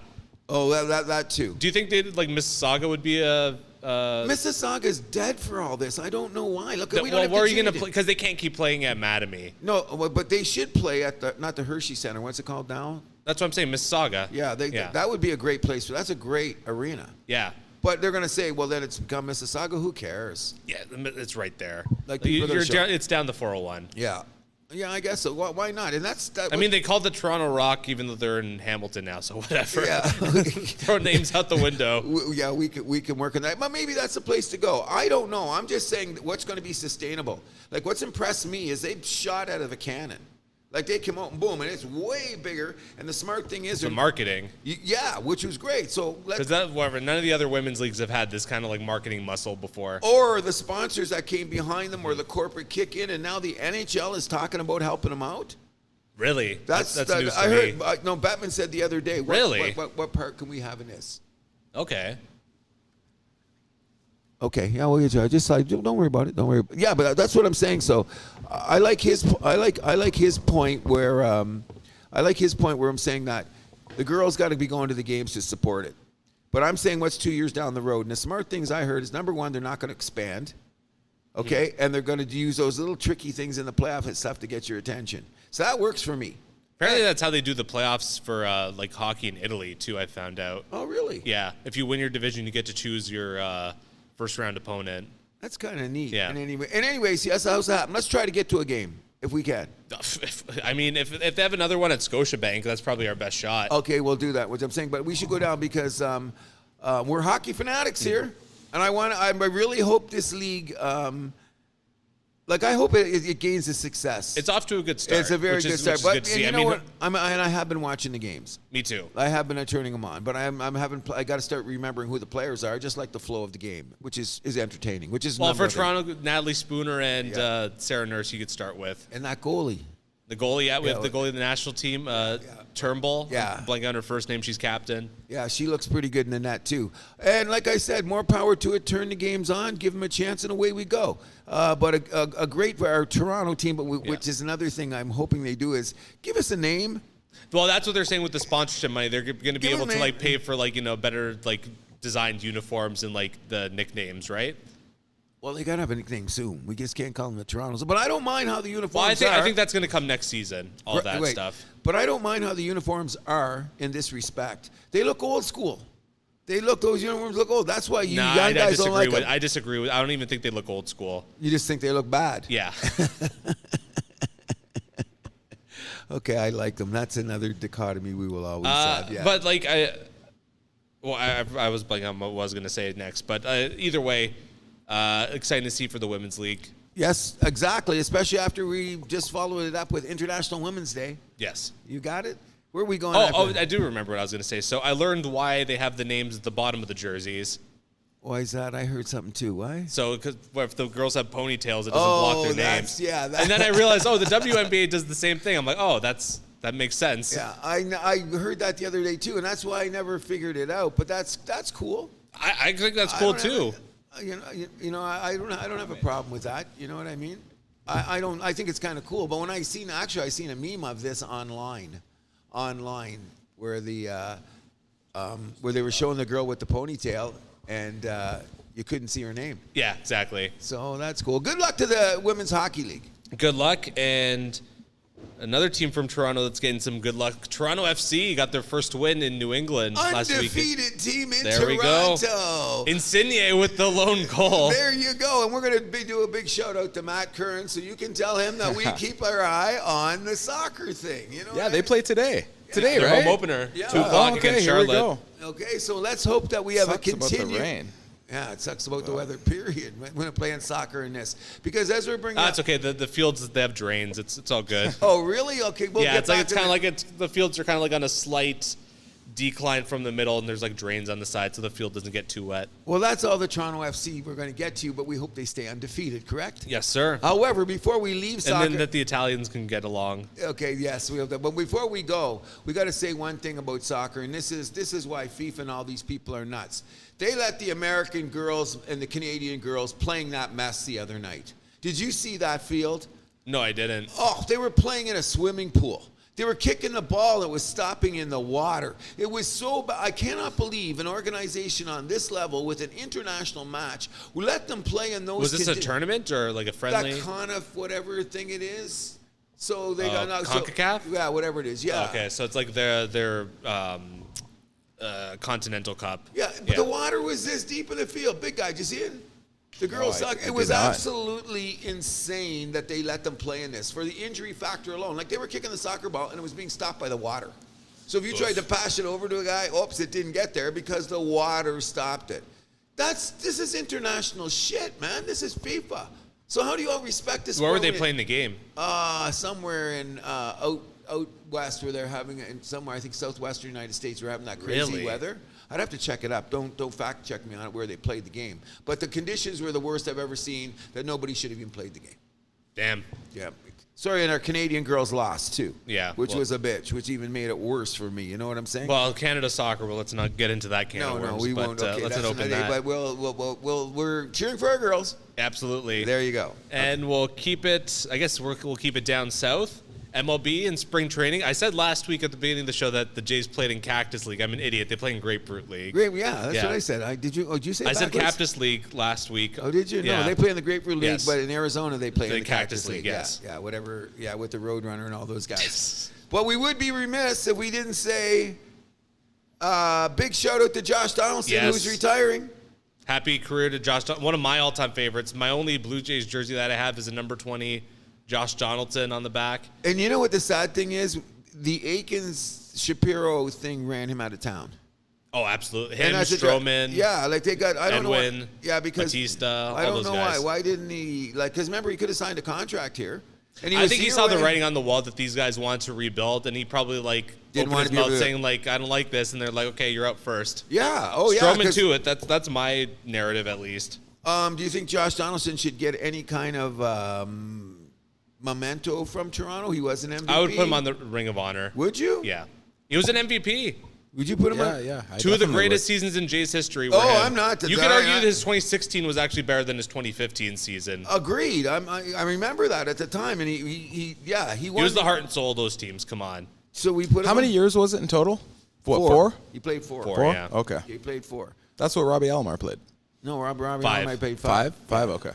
So, but Robbie got ripped down. Well, We don't know. yeah. No, I'm just talking the years. So you think- how many did George Bell play? Oh, a bunch. 9. Yeah, he played okay, 9. yeah, He yeah. played a bag load. Bell's up there, right? Because we've Oh, only yeah. had Oh, we've yeah. only Oh, had yeah. we've only had 2 MVPs, right? Yes. Bell and Josh Donaldson, right? So I guess we'll put him up. Yeah, Who's no next? retired number, but I think his name should be up there in the Ring of Honor. Okay, so maybe we'll advocate here at the House That Happens that we believe that Josh Donaldson, let's get him up on the wall. I love Donaldson myself. I love did. him. I thought it was And a great guy. He's likely going to settle down in Toronto because his girlfriend's here. Oh, that's right. Yeah, so he's gonna. Well, we might see him around a little bit more. Yeah, I married a Toronto girl. Yep. Which is kind of cool. I don't think they're married, but But I've seen. they had a kid with her. Yeah. Yeah, but I've heard. He spends of- his off seasons here. We knew that. Yeah, that's what I was going to say. I don't know if we even brought it up before. Like, we should have noticed, like, there's Josh Donaldson sightings around the city. Oh, sure. You know what I mean? Like, yeah, so we're at the House That Happens. We're going to say, Josh, you want to put it up there? Let's get him Let's up. do on the it. wall. Let's put his number up there. Josh Donaldson in the Him, Ring of Honor. Bautista, and Edwin. I Yeah. think. Edwin, Also- too? Oh, absolutely. Edwin? I know we disagree on that, but I love I know. Edwin. Edwin, you think Edwin go up in the wall, too? Big guy. Yeah, I could see Edwin. Yeah? Yeah. Well, come on. On those like playoff teams, he was more He's effective the than greatest, Bautista. yeah, Come on. but he was the greatest throw-in in the history of the Toronto Blue Jays. Oh, absolutely. The greatest throw-in. Like, they just wanted to get rid of his contract and kick him out of town. It's Like- okay. We'll take advantage of Oh, that. it was the greatest turnaround of a player, and like, you know what I mean? Like, he was getting ready to throw in a scrap heap. He hit arguably, well, not arguably, like one of the 4 biggest home runs in Jays history. Agreed So- at the time, and he was That solid. was a What? crazy home run. Yeah, damn right it was. And look at what he hit 40 home runs twice for us, right? I believe so. Yes. A bunch of times hitting 30. Oh yeah, he hit 30 a bunch. Yeah, okay, we'll put Edwin up there too, but first we'll go with Josh Donaldson. Sure. To the Ring of Honor from the House That Happens. But now if we do look down south to see what's going on here, first of all, we'd like to say that I'm going to give Mr. Aikens a bit of tiny, as small credibility as he had, because Zach, you haven't been around. We've been bashing these guys. Our favorite time is Aikens, Shapiro. Let's start throwing shit. These guys are screwing up the Jays as far as we're concerned. Right. However, Oh, I miss Anthopoulos so much, man. oh yeah, but because he was crazy, you know what I'm saying? But the bottom line is, you know, hear it happened with Chapman, right? Yes. The Jays offered him more money. Then when he started dicking around, I think they said, "Screw you, Boris." Yeah. That's what because the Scott It Boris, takes less money in San Francisco. because the Jays shut the door on him. We gave you the offer. Now you're going to badmouth because they had some bad talk at the end of the year. They tried to smooth some things over because of the Barrios. I feel like this has happened before with Atkins and Shapiro, like early on in their tenure here with the Jays. I can't remember with who, though. Maybe it might have been Edwin. I don't know. Where like they gave. I never thought they'd be the bean counters that they are. But You know, we got that's what money. they came in as, though. Yeah, we so knew when that coming in from but- Cleveland. But Toronto is like got one of the biggest money in baseball. Yeah, so but why they are don't doing sign. that? But like you sign for the guy that you are, though, right? Agreed. So But look at maybe, it this maybe way. we should have seen that. Okay, so that subtraction addition statement that sounded so weird from Aikens at the time kind of makes sense now, because he said, why should we bring the guy back when we have already subtracted him? We gave him the money. He said no. Yeah. So with that, and look, with Snell still sitting out there, Montgomery sitting out there, and who else? JT Martinez sitting out there. There's still 5 everyday guys you want on your team to play, and they're all belonging to who? Yeah, Mr. Scott Boras. So I'm starting to believe that there is, I don't want to use the C word, and with the contract being 1 year away, Does it rhyme with delusion? okay. I'm looking at it this way. We're at the House That Happened. We're predicting a lockout, or there'll be some major freaking Yes. baseball trouble going on. Yeah, I'm team. There's going to be a lockout. Okay. So look what baseball does. Okay, before we get to the Blue Jays, look what the baseball does. This is and you're gonna like this. This is part of the things we want to bring up. This is a time of year where it's kind of in between moments. The March Madness hasn't started. There's no playoffs in basketball or hockey yet. Football is over. Okay, so this is a time for baseball to get out there and bring attention to the sport. And what does baseball do? They trip their feet every time. So what do they do this time? Since the mid '90s. Okay, so arguably earlier. Every but time baseball has a chance to open the door to show everybody their product, what do? They pull a coyote move, buy an Acme product, and if you want to know what I'm talking about, The Fanatics uniforms. Oh, yes. We're not even talking about baseball. We're talking about the uniforms because you can see their junk through the uniforms. I did see that, actually. Yeah. So what? The Fanatics are making the uniforms now? Yes. They're licensed by Nike, so they'll still have like the Nike swoosh on the right shoulder, I guess. But they're being made by Fanatics. Yes. Yes, and I did see those too, and they're terrible. Yeah. Absolutely. Yes. Yeah. So that's they're print on. Like we're talking Essentially. like that is insane. Yeah, well, that's one of my. Are the jerseys the same price though for fans to Probably. buy? I heard. Probably. No, and here's the deal. All the owners got for it was $30 million each over the next 9 years because they signed the deal, and all the owners got was $30 million each over 8 years. In baseball, that's not even very That's big nothing. money. It's nothing. So how did they take? Fanatics. Yeah, and did you see how bad the uniforms are, big guy? Yeah, I did. They were showing, I did. They're making jokes on late night TV, showing these guys in their uniforms. And then next year, the NHL is going to have Fanatics uniforms. Oh no. Oh no. Yeah, not good. Bad, very bad. So my point is, like, how could baseball be so stupid? This is the time. What is the reasoning for this? Money. Yeah, just because Fanatics can do it cheaper, I think. Okay. And the Okay. owner- And they're blaming Nike. They're saying like, "Oh no, we got all the designs from Nike. We're just doing what they told us to do." It's like, hey, but if you do it with cheap material, it doesn't matter what they gave you. Exactly, and it's so, and that's what I did. Yeah, I did scrolling through Instagram. I saw a Seattle jersey, and I was like, "Ooh!" I thought it was a joke, to be honest, but It looks like a joke. yeah, Okay. I thought it was just one of those posts of like, yeah, it's just No. like And you know what they're already doing? Guys, the team managers are going back and pulling out the ones from last year. Like some of the guys are going, we're wearing these. We're not going to wear those. And that was not a fall down for baseball, though. Like I say, shouldn't we be talking about the players? Who's coming? What's going on? How we're turning I know the we're game talking around. about Fanatics jerseys. And we're talking about That's Fanatics jerseys. funny. Because it's so goofy. How can you not talk about it? Yeah, no, absolutely. So you're wrecking your sport. You're trying to rise up because they say baseball is falling away. It's not the popularity it used to be. No. So you're trying to bring more faces to the game. So if you go into the Rogers Center right now, you want to go buy a Justin Romano jersey, you're going to be getting a Fanatics jersey. Yeah. With a Nike check on it. yeah. If it's the authentic one, yeah. Yeah. Wow. Okay. I'm glad I bought one last year or 2 years ago. That's what you're good. You're good. And a lot of teams are saying right now, it's already been, they've gone to the team managers because they got the old uniforms around. And the teams are going, Look at this. We want our old jerseys back. You know what I mean? This is a colossal failure, by the way. Oh, 100%. You know what I mean? How can it not be? On this level of sports in North America, you've had this failure? Oh, baseball, come on. You know what I mean? You've done enough goofy things as it is. What happened to Majestic? Can we bring them back? Oh, yeah. But look at all the things, and I say it's good, bad, and ugly. We'll talk about this at the beginning of our preseason baseball show. But Hey, players are saying they feel lighter. oh and yeah, airier. airier, yeah. Well, yeah. So there's that. People are yeah, yeah. fun. People are saying it's like on Seinfeld when George wanted the Yankees to use cotton uniforms instead of polyester. They're like, oh, who's doing this? George Costanza's designing the MLB uniforms now. Like,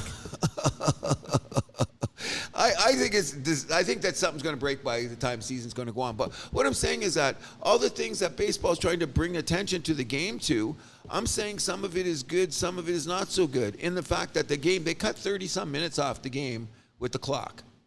and I heard they're going to make a few more adjustments to that this year. Like Yeah. when they start the clock, it's going to be a little earlier than it was last year. Something like that, yeah. Yeah. But I mean, and what effect it had on pitchers, that's another question. Because they say that's part of Manoah's problem was the thing that he was a slow pitcher and it's beat him up and he got his mechanics. But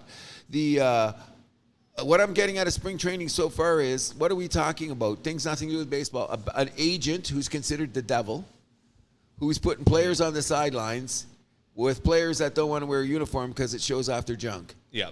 Wow, that's baseball. What a great start to your season, isn't it? But there was some Jays news. Yes, they there was. signed good old Canadian boy, Toronto boy, Joey Joey Votto coming home, signs a minor league deal. Etobicoke boy. Etobicoke boy Right signs here, we're in the heart of Etobicoke. signed a minor league deal with the Blue Jays just a couple days ago.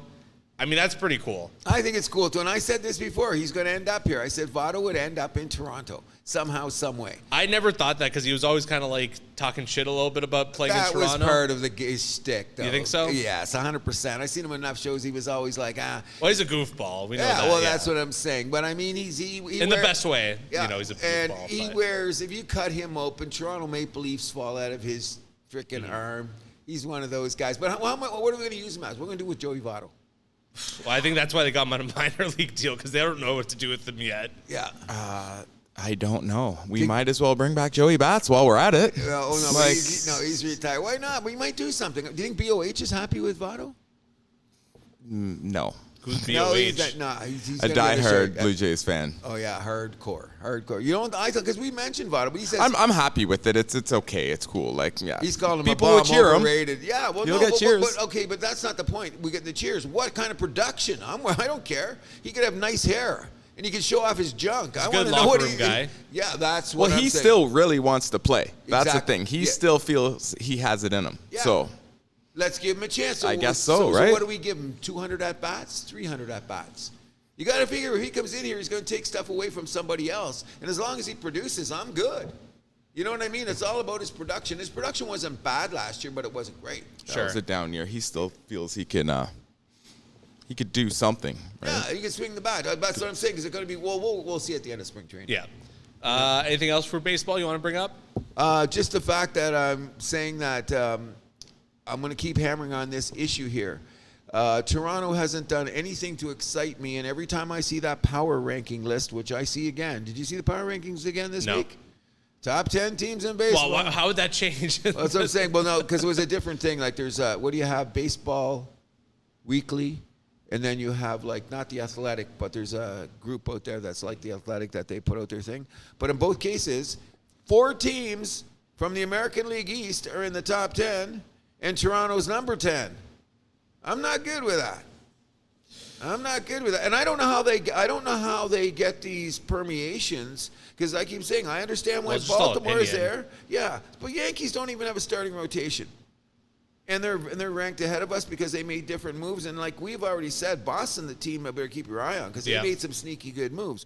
What nobody's going to talk about here is, because it's beginning and maybe they're going to fade it out a bit, is that we got Manoah with a shoulder problem, and they're saying Gozman is not pitching right now because he's got a tired shoulder. Not looking good. But as I was saying, we get there close to the opening day, it may be better. But it's not good news at a camp when 2 of your mainstays aren't even throwing the ball. Yeah, the injuries piling up early. However, Kikuchi, Bassett, and Barrios all look great.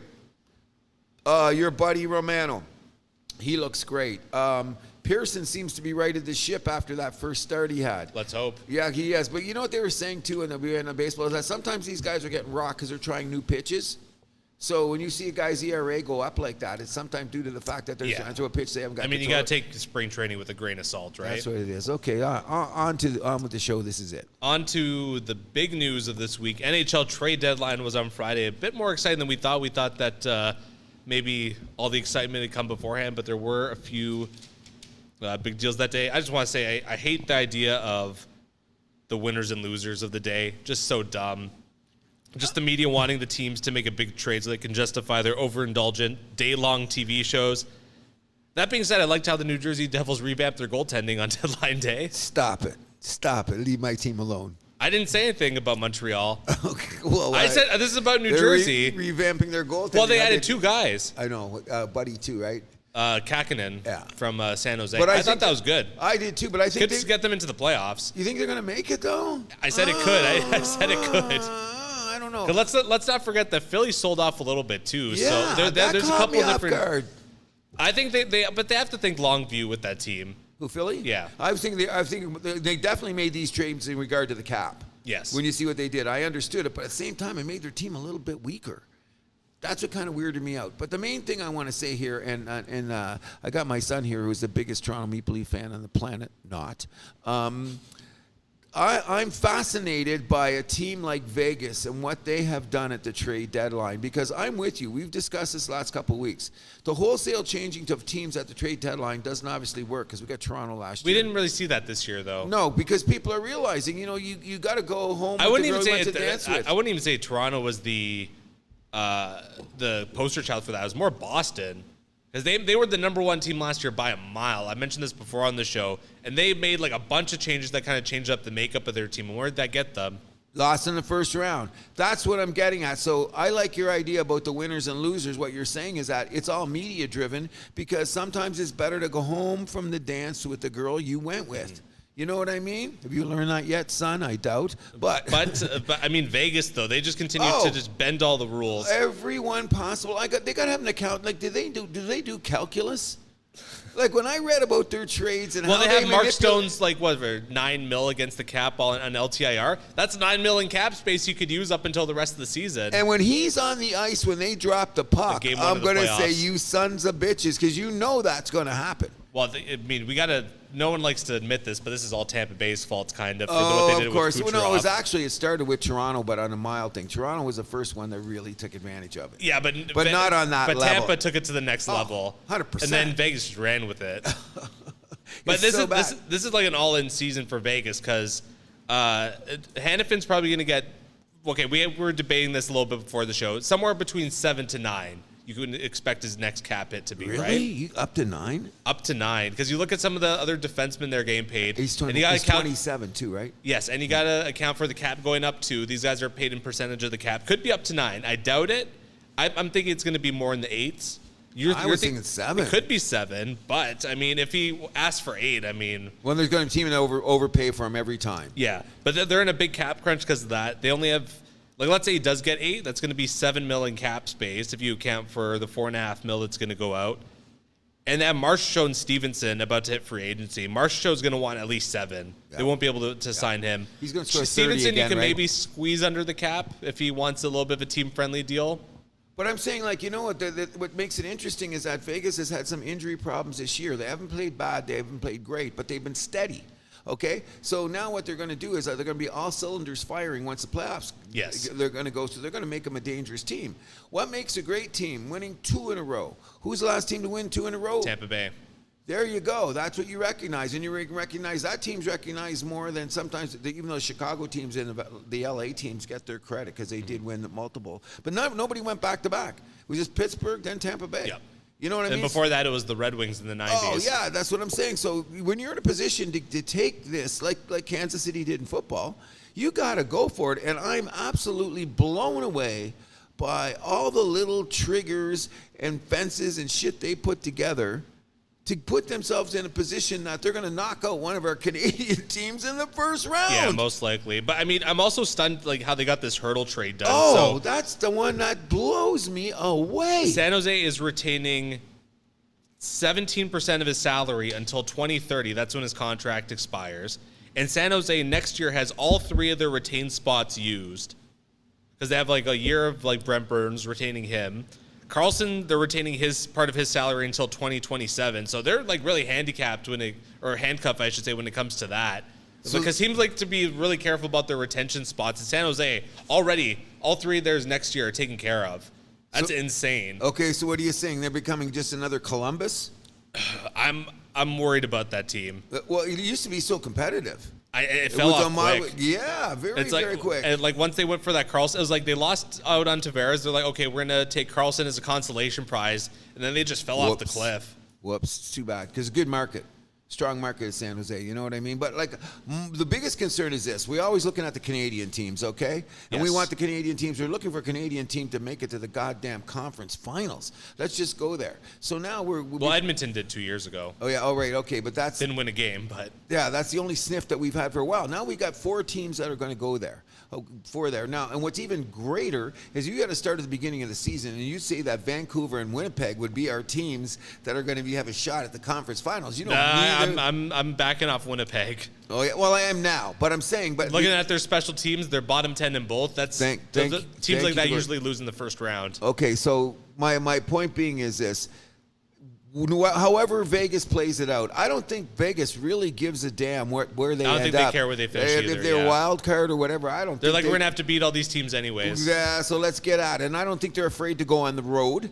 So what they're doing is they're going to tell Oh, all the guys, whole thing about starting at home is better in the playoffs. Like that's nonsense. In the NHL, it doesn't matter. Of all the Exactly. sports, it's the one that never seems to matter. It's the least significant of all. Like baseball, basketball, hockey. Hockey is the least significant. It's proved it every year. So I don't think they care. But what the drag is, all those other teams like Winnipeg, Vancouver, and Edmonton, they better be skating their ass off right now. But then again, if they're going to have to beat Vegas eventually anyway, why not start right off the bat? You know what I mean? But it's going to be a drag if one of those teams is knocked right off the thing. And it's looking now, there's good possibility they may end up playing Winnipeg. And you know how we feel about Winnipeg, which we mentioned about. I mean, there's still a lot to shake out. I wouldn't be surprised if it's another Edmonton-Vegas first round. That's going to be ruthless. You know what I mean? What's that going to do to make up to the Edmonton team if they lose in the first round? Vegas is going to go, oh well, we're defending champions. But if Edmonton loses in the first round this year, disaster. That's beyond, like, they can't even comprehend that. Right now, they're the number one odds from Vegas to win the Stanley Cup. Edmonton? You check right now. That's Big guy, you get your gambling thing on there? Check the odds and Absolutely see. do. And check the odds, and I think the best odds of winning the Stanley Cup right now is Edmonton, or it might have been changed. Because who they beat the other night? When they beat Boston. The next day when it came up, they had the best odds. Not that matters, but that's insane if they lose in the first round. I'm standing by. Edmonton are the best. Edmonton and Florida. See, Florida makes a lot more sense. Oh yeah, the more I'm thinking Both about, are the same. the more I'm thinking about, the more I think it's going to be a Panthers Vegas rematch. Which wouldn't be a bad Colorado right after them. Yeah, Colorado's Then makes Vegas, sense. Carolina. and Toronto's Dallas. down there, right? Toronto's not even Toronto is Were they top in 10? the top 10. They're well, number they're 9. but they're not. Carolina, I'm surprised they're Because they that made high. the thing for the goaltending. They got but they're going to be like, you know what they're talking about them like Vegas. They've had all these injury problems all year. Now they got Freddie Anderson to tighten up the goaltending. Who did they pick up as a scorer? Didn't they pick up a scorer? They picked up Kuznetsov and yes. they picked up Gensel. Yeah. So yeah. and But they got rid of Bunting though, so it's like more of like a hockey trade, right? But Kuznetsov, that's a gamble though. Oh, huge. You know, maybe in the long run they'd be better when the playoffs come. They would wish they have Bunting around because Bunting's going to show up in the playoffs. I mean, Bunting last year in the playoffs wasn't too much of a factor. Well, you know, because some bad things happened to him. But He was the side. No, it started by himself. He turned himself into the sideshow. Well, I'm glad I'm not a Leaf guy when it comes to that. But in any event, And I was proven right to let him walk. Yeah, as much yes. shit as you gave me for that. I thought that might have been a mistake. But the bottom line is, I think it's going to be Carolina's going to be another one of these teams that's sleeping till the playoffs. Yeah, but And I mean, they're but again, they tough. don't have that top end guy. Like, how far is that going to carry them? I don't think they have a chance of going to the finals. But I like their back end.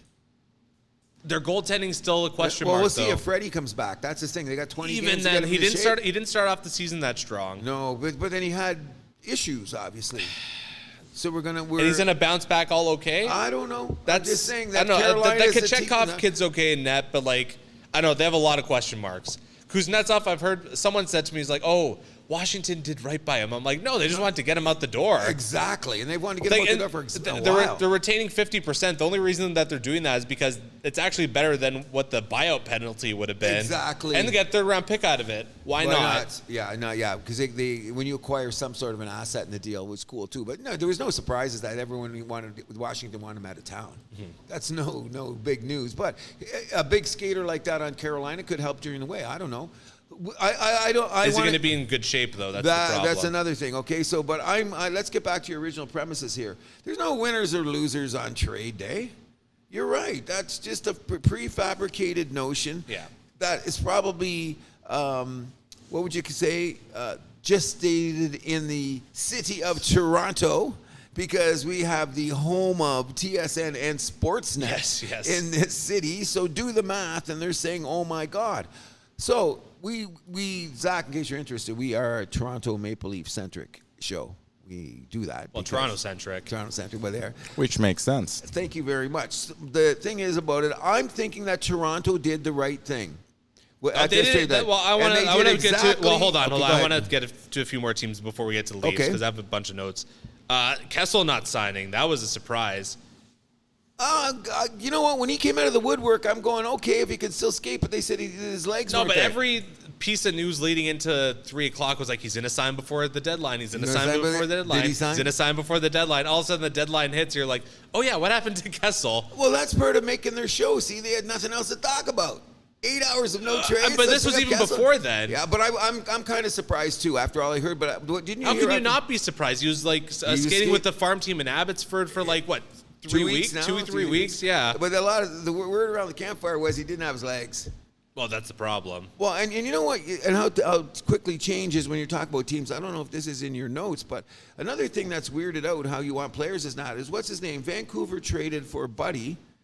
And he almost got traded yesterday. He almost got traded to Boston, yeah. I'm going, what's going on there? That I'm kind of wondering, like, how much of that was actually Lindholm. Lindholm. Yeah, Lindholm. Yeah. That I was kind of wondering how much of that was actually true, though, and how much of it was like, okay, like what, like maybe they're just kind of like kicking tires on it. I think that was more likely the situation, because doing like the whole like trading him for Jake Gensel, that made absolutely no sense unless it was setting up another move or something, right? Agreed, but that didn't make sense to me. But what I'm still saying is, what does this do to the psyche of the guy?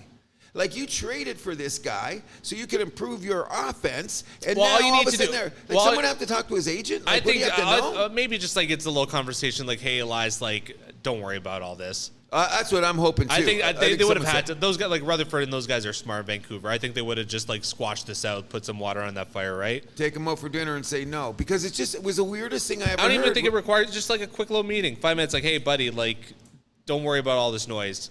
We weren't looking at trading you. I hope they're doing that, but there was when I heard it, when it like didn't it get your it was attention? so bizarre. Oh, I went, what? You're going to Boston? No. And to Boston. That's what I'm thinking. You're like, oh man, you're like, oh damn, that team does need a big center. Yeah, and I couldn't, like, when I heard it, I said, wait a second. I was like, my reaction, I froze for a second. I go, wait a second. Didn't they just trade for this guy? And now they're going to get, whoa. Weird, didn't happen, but it's an interesting side note on the trade day for sure. You know. What do you think of Colorado making a couple swings? Oh, I thought that Colorado was, they done good. You know what I mean? Yeah, Don't you because think? Ryan Johansson was not working there. Number one. No, and I think they made a good move, and I think Giving up on Bowen Byram though is interesting. Mind you, Casey Middlestad is no plug himself. Like, he's gonna be a really good like number two. Second line top guy. six. Top six exactly. guy. Okay. Good two-way guy too. Yeah, a good guy to have in the playoffs Yeah, too. It's coming good skater. in. I thought I thought it was a great move for Colorado, but I'm saying that's where it's going to come. Why they're going to have dogfights out west, because we don't want to talk about winners and losers, but with Colorado making that move, look at the move Edmonton made. Yes. So I want to get to them next. So they did what I thought they would do. They basically had holes at forward, defense, and goaltending. Yep. You got to pick your battles with their cap space and just their asset situation. I thought addressing their scoring depth was the one that made the most sense, which they did. They added a second liner and a fourth liner, I guess. Yeah. Carrick is. Carrick is going to be a good guy to have in your team anyway. Sure, but I mean, if you're an Oilers fan, their defense and their goaltending situation should still, have you biting your nails, it will right? for the whole playoffs. You're going to front end to do it, but I think it is picking up this Henrik guy, whatever his name, Henrik, however you say his name. I think it's brilliant for the offensive strategy of Edmonton in the way that they can manipulate their lines now. Mm-hmm. You know what I mean? They have a lot of flexibility. Yeah. And he's a guy with some experience. He has been to the Stanley Cup Finals back with New Jersey in 2012. Yes, exactly. He was centering the top line with Parise, I believe it was. back then. No. I thought it was I thought it was a counterpoint to Colorado, because there's a good possibility that Edmonton and Colorado could end up playing each other. Kind of on there. It would have to be a conference final, and I don't know if Edmonton's going to get there. Well, they're the number one pick in Vegas. Doesn't Vegas know what they're doing? But that's based on where people are gambling. That just means all the money's coming on Edmonton. Then somebody thinks they're winning. Oh. I don't. Okay, well, I don't. But just because Jimmy from Edmonton thinks they're winning, so that money coming in there. I don't know. I'm just saying this. I thought it was a great, Colorado did this and then Edmonton did that, or was it Edmonton did that and Colorado? Well, I think that trade was bubbling for Edmonton because like I said, they needed that scoring depth. Yep. By that time, the only big rental left was Henrique. Yep. What were you going to do? Yeah, but you think they're going to re-sign him, don't they? I think they'd like to, but I mean, like Edmonton, another team, they're handcuffed when it comes to their cap situation. So, are they going to have the space? We know they can't get rid of Evander Kane. He's locked into a no-trade clause. Agreed. It's going to be interesting. You got Darnell Nurse's huge contract to play with. Oh, that's another one. And I'd rather have his cousin. Agreed. My take on that is I think they overpaid for him now. Nurse? Yeah. I could have told you the second he signed they overpaid. But I mean, I know you were crying out, but I thought maybe he would show more, but some nights he looks brutal. He just doesn't have that dog in him. No, he appears to have it. It just doesn't show up. I think he's just big. Oh, yeah, he's big. But his skating isn't as good. Like, I thought his skating is a little better. He doesn't have that moxie. No, and guys blow by him. That's the part I don't like. When the game gets up, like sometimes guys just blow by him. They go like, beep, beep, thanks for coming out. But he blocks shots, and he's good on the penalty kill. So, let's not say he's a total scrub. But I question the amount of money they're paying that guy. Yeah. Florida Panthers loaded up a little bit. Number one team in my power rankings. I'm going to say it right now. They're ridiculous. They added Tarasenko. They added great Kankala pickup. Kozo too, right? Yeah. You know, the Tarasenko pickup was brilliant because they always need more scoring. Yeah, and Tarasenko, that was the only team he'd wait for. So Ottawa just getting scraps basically back for him. A lot of people criticizing that signing now. Yeah, of course they are. But the bottom, look at what it's costed Ottawa in structure, whatever you want to, however the way you want to phrase it, say it, whatever the case may be. But the bottom line is that's a great pickup for Florida. Mm-hmm. Okay, and you know what Florida's doing now? They're mowing teams down, bro. They're not. This is not even like by the third period, they're resting guys for the playoffs, like the big guys like Barkov and all those guys. Yeah. Watch the game the other night. They played what? Not even a third of their shifts that they normally play because they were up 3-1, 4-1 in the third. Smart coaching, by the way. Although 3-1 dangerous. 3-goal lead is the most dangerous. Yeah, in but hockey, who are they playing? They were playing Arizona or somebody, so it didn't matter. Different story then. Yeah, but it was a weak team. But although Arizona smacked around who last night? They smacked around Vancouver a week ago too, didn't they? Yeah. Yeah. They were up 4-0 on someone last night. Who was it? Detroit. They beat them 4-0. Detroit's in a little bit of a trouble right now. They're having the one. Remember we said they're going to be there. They got to keep it up to keep their playoff spin. Like they're like. Remember I have a buddy that's a Red Wings fan. He's a little nervous about that. Okay, remember we said this time of the year you can't have a 5-game losing streak. Detroit's about to have a 5-game losing streak. That's what worries me about him. Mm-hmm. You know what I mean? Because I thought Stevie Y and his building of a team, he was looking like a good executive again. But then again, Detroit was not necessarily thought to be a playoff team this year. No. No, you know what I mean? Well, it's a borderline. Some people said yes, some people said no. So you think they're overachieving? I think they're a good team. I mean, seeing how the East is going, I'd say they're just kind of like achieving. I wouldn't say they're over or underachieving. Okay. Because I think a lot of the teams around them have underachieved. That's been the problem. The New Jerseys and Pittsburgh's, Ottawa, Buffalo. They're big underachievers this year. But this could bode well for New Jersey. Because if Detroit falls off, and we talked a little bit about Philly, I want to get back to them in a sec, but if they continue to fall back too, that's going to open up a spot for New Jersey or even the Islanders, Capitals. I mean, Capitals sold, maybe not them, but they're Islanders only both or 4 back, right? They're 4 back. The Islanders are suddenly this Islanders 2 back of Detroit. Yes. Well, the Islanders are. Islanders. And the Devils are 4, right? Devils are 6 points back. Oh, so the Islanders are making the surge. They've won 5 in a row, but they've been streaky though. That's the thing, right? The Islanders. 5 wins, 5 losses. 5 wins, 5 losses. Yeah, they've been a roller coaster. Is this maybe that St. Patrick's got them? Like he's been there enough time now that he's given them the structure of the way that he wants them to play, the scheme they want to play. Because this is their first 5-game winning streak of the season. Yes, okay, no, so maybe. it's the right time. They haven't won 5 games in a row all year. Probably not. No, But like, how are they going to be after this? Is it going to be another long losing streak? Because that's kind of what we've expected, even with Patrick Waugh. Okay, but now, so I'm saying now, is Patrick the one that righted the ship, that they'll keep going forward? They won't have any of these slumps anymore. I'm not completely sold on that. I'm more now because Detroit went into a little bit of a tailspin, which I didn't expect them to do. So but they could get out of it too. I mean, maybe we should give the Red Wings a little bit more credit. Oh, I am. I'm hoping they do. But if there's any teams, I don't think the Devils are going to be the team that. But they've lacked the goaltending all year, and now they have 2 guys that they can probably rely on. Right? I like Kaapo Kähkönen. Jake Allen, I think, is a good 1B. Yeah, that's a tandem. Okay, I agree, but they've had so many other issues with injuries and I know, like Dougie Hamilton and yeah. So I don't, and I see them play, and then like Hughes looks frustrated, and then they their defense starts doing that, throwing the donut around. Like, they got issues on the back end. If anyone's going to get up there, I'm going to say it's the Islanders because I'm a Patrick Roy guy. Bring them on home. But we'll see. If that's expensive to Detroit Red Wings, I don't want that. We'll move it along. Rangers add a little bit of depth. Yep. Nothing big, keeping their first rounder because Dolan wants the first rounder for the draft at the Sphere. Yes. Allegedly. Well, what are you going to tell him? He can say whatever he wants. No, I mean, is it even true they said that? That's the alleged part, right? Alleged. Yeah. One of the favorite words at the house that happens. Alleged.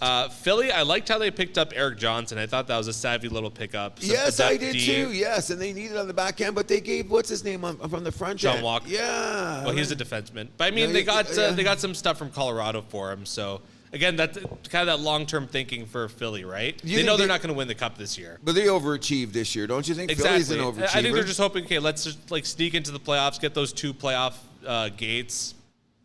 hope for the best. I always say in the NHL, I don't look at it like that. I say once you're in, anything's possible. I mean, yes, but I mean, I Florida know I last talked a little year? bit of shit about Carolina, but do you really think Philly has a shot at beating Carolina in the first round? No. Yeah, there you go. Okay. Yeah. Who else do I want to talk about? Maroon to the Bruins. I thought that was a bit of a weird pickup. Size. I get it, but he's coming off back surgery. He's been a non-factor this year. Size. Depth, case of injury. That's all that is. You know what I mean? And Boston I would argue argues it's not good depth. Okay, that's but I'm saying it's a body of size Fair that enough. has playoff experience and a proven veteran. Yeah. So to speak. You know what I mean? Tampa Bay made a couple of low-risk rentals. Okay, so Duclair and Dumba. yeah, okay, the double so Ds. I'm going to say something now that's going to shock you in a bit, okay? All year long, we've been arguing about whether or not Tampa Bay was going to make the playoffs. You were pretty adamant they weren't, and I'm pretty adamant that they were.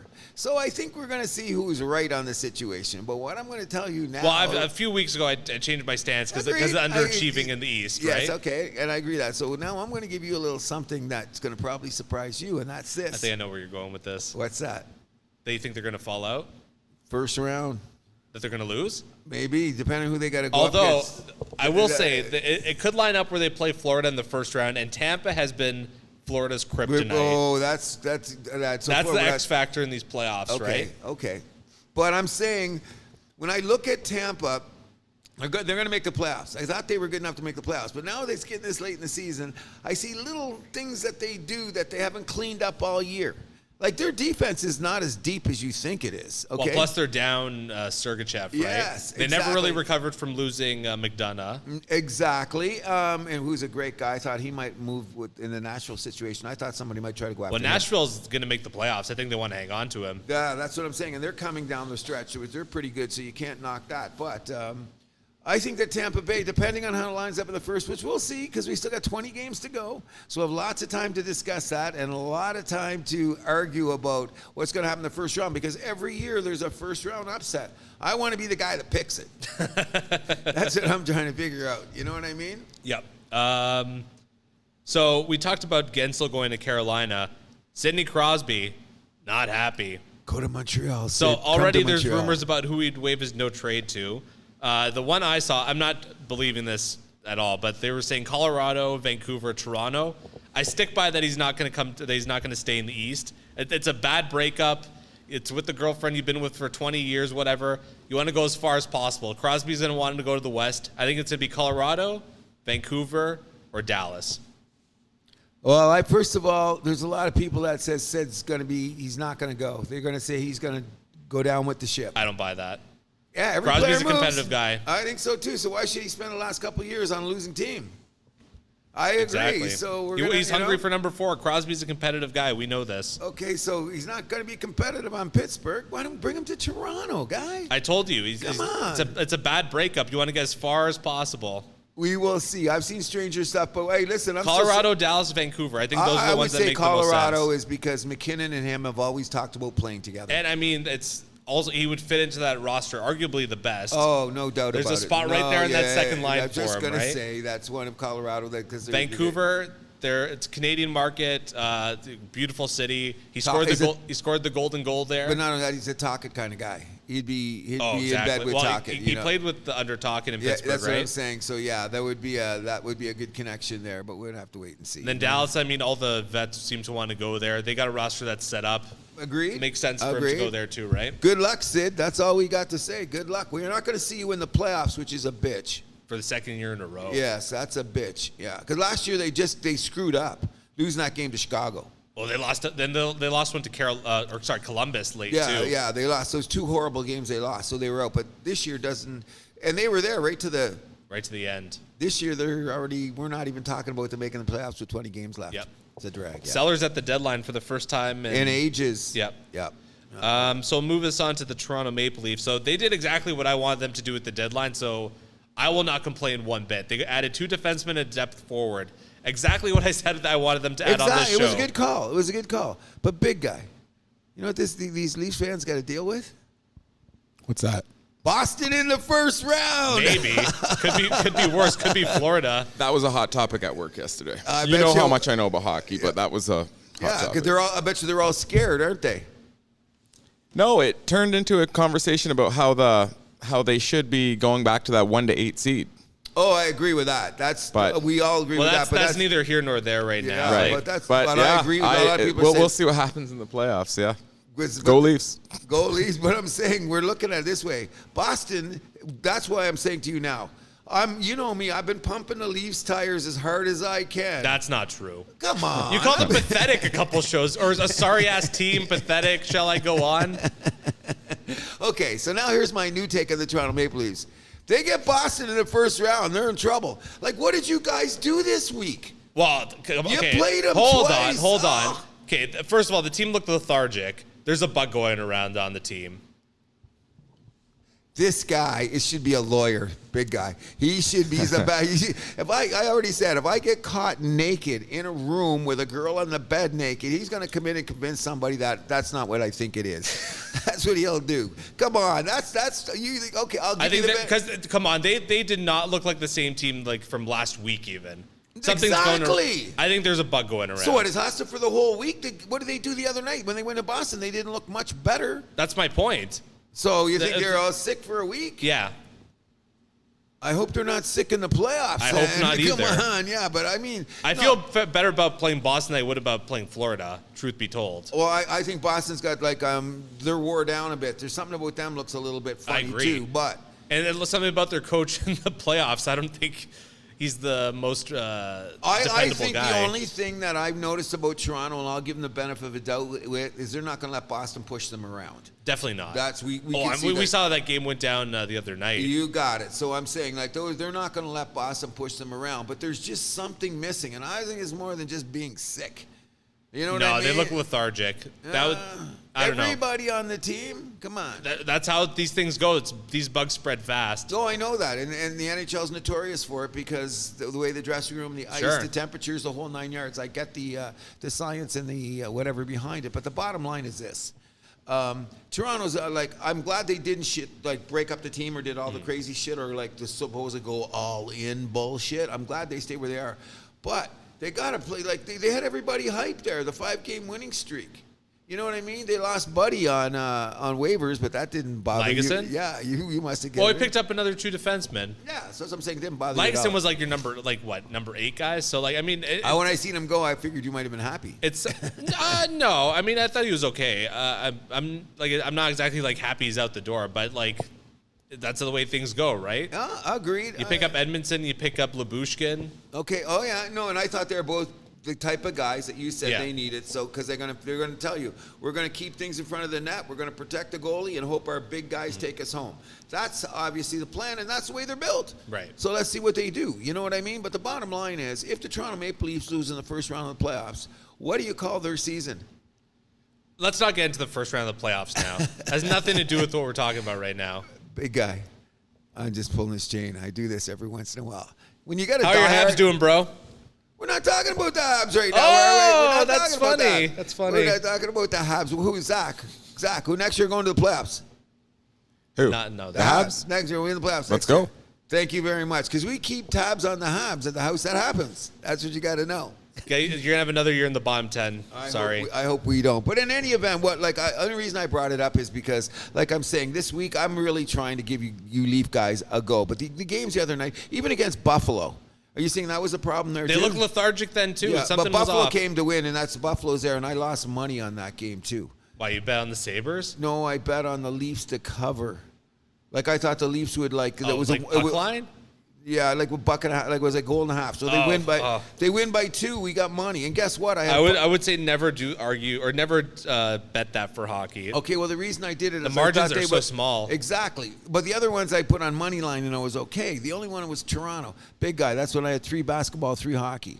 5 came in. The hockey one burned because I should have taken Toronto on the money line. But college the money home teams. What? College home teams. College home teams. That's the way you go. But in any event, that's why I thought maybe that the Buffalo thing is because on Monday night I bet only one card. I bet Toronto to beat Boston on Monday night because I thought they were going to end the streak of keep losing to Boston. They're at home Monday night. Come on, give us a game. Yeah. And that was another one, 5 of 6. My last team, the one team I lost was Toronto, but I didn't touch them when they played Boston the second time. You know what I mean? Yeah, I mean, it sucks that we lost all 4 games to Boston this year, but I mean, I'm like, come on, let's use some of that 2001 energy. Leafs lost every game to Ottawa in the regular seasons, and we swept them in the playoffs that year. Okay, well, If they can bring like a little bit of that energy, then. but the word around the campfire is looking like the could be a Boston.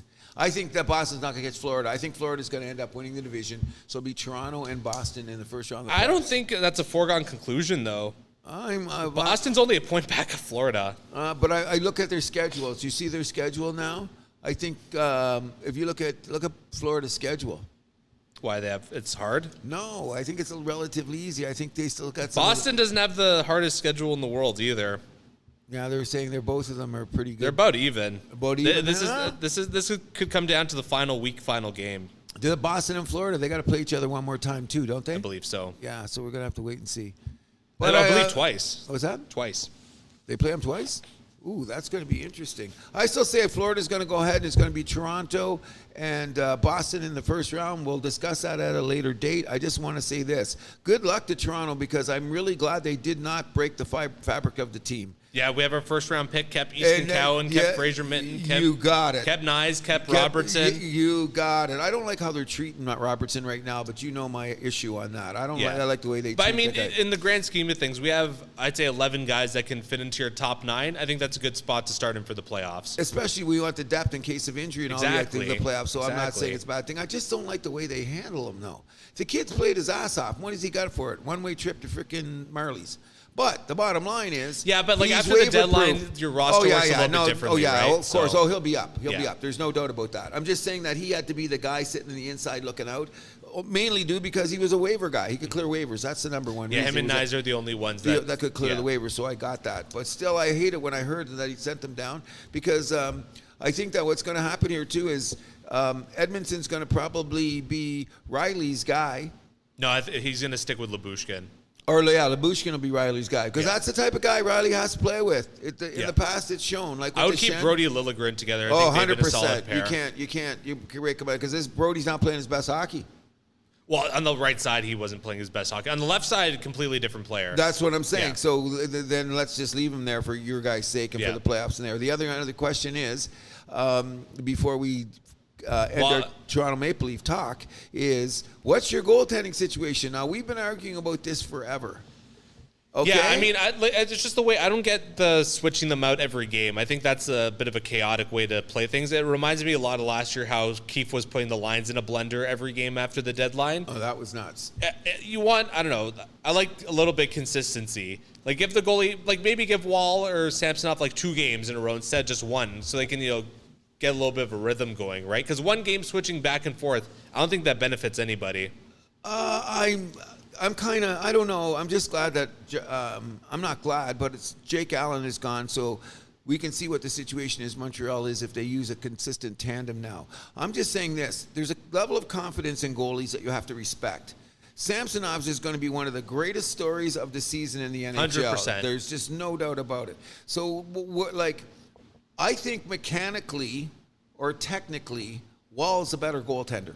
Okay, that's what, on a skill level, the way they play, I think Wall is the better goaltender. But there's some intangibles with goaltending you got to factor in as well, right? It's the right save at the right time, The intangibles right now seem to be sitting in Samsonov's lap. Yeah. I don't want to disrespect that.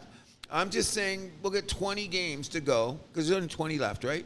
Yeah, they're about. But give it thing. Now that's a little bit less, I think, now, but yeah. Okay, but in any event, that's going to got to determine who's going to be the goalie, the number one, when the playoffs start.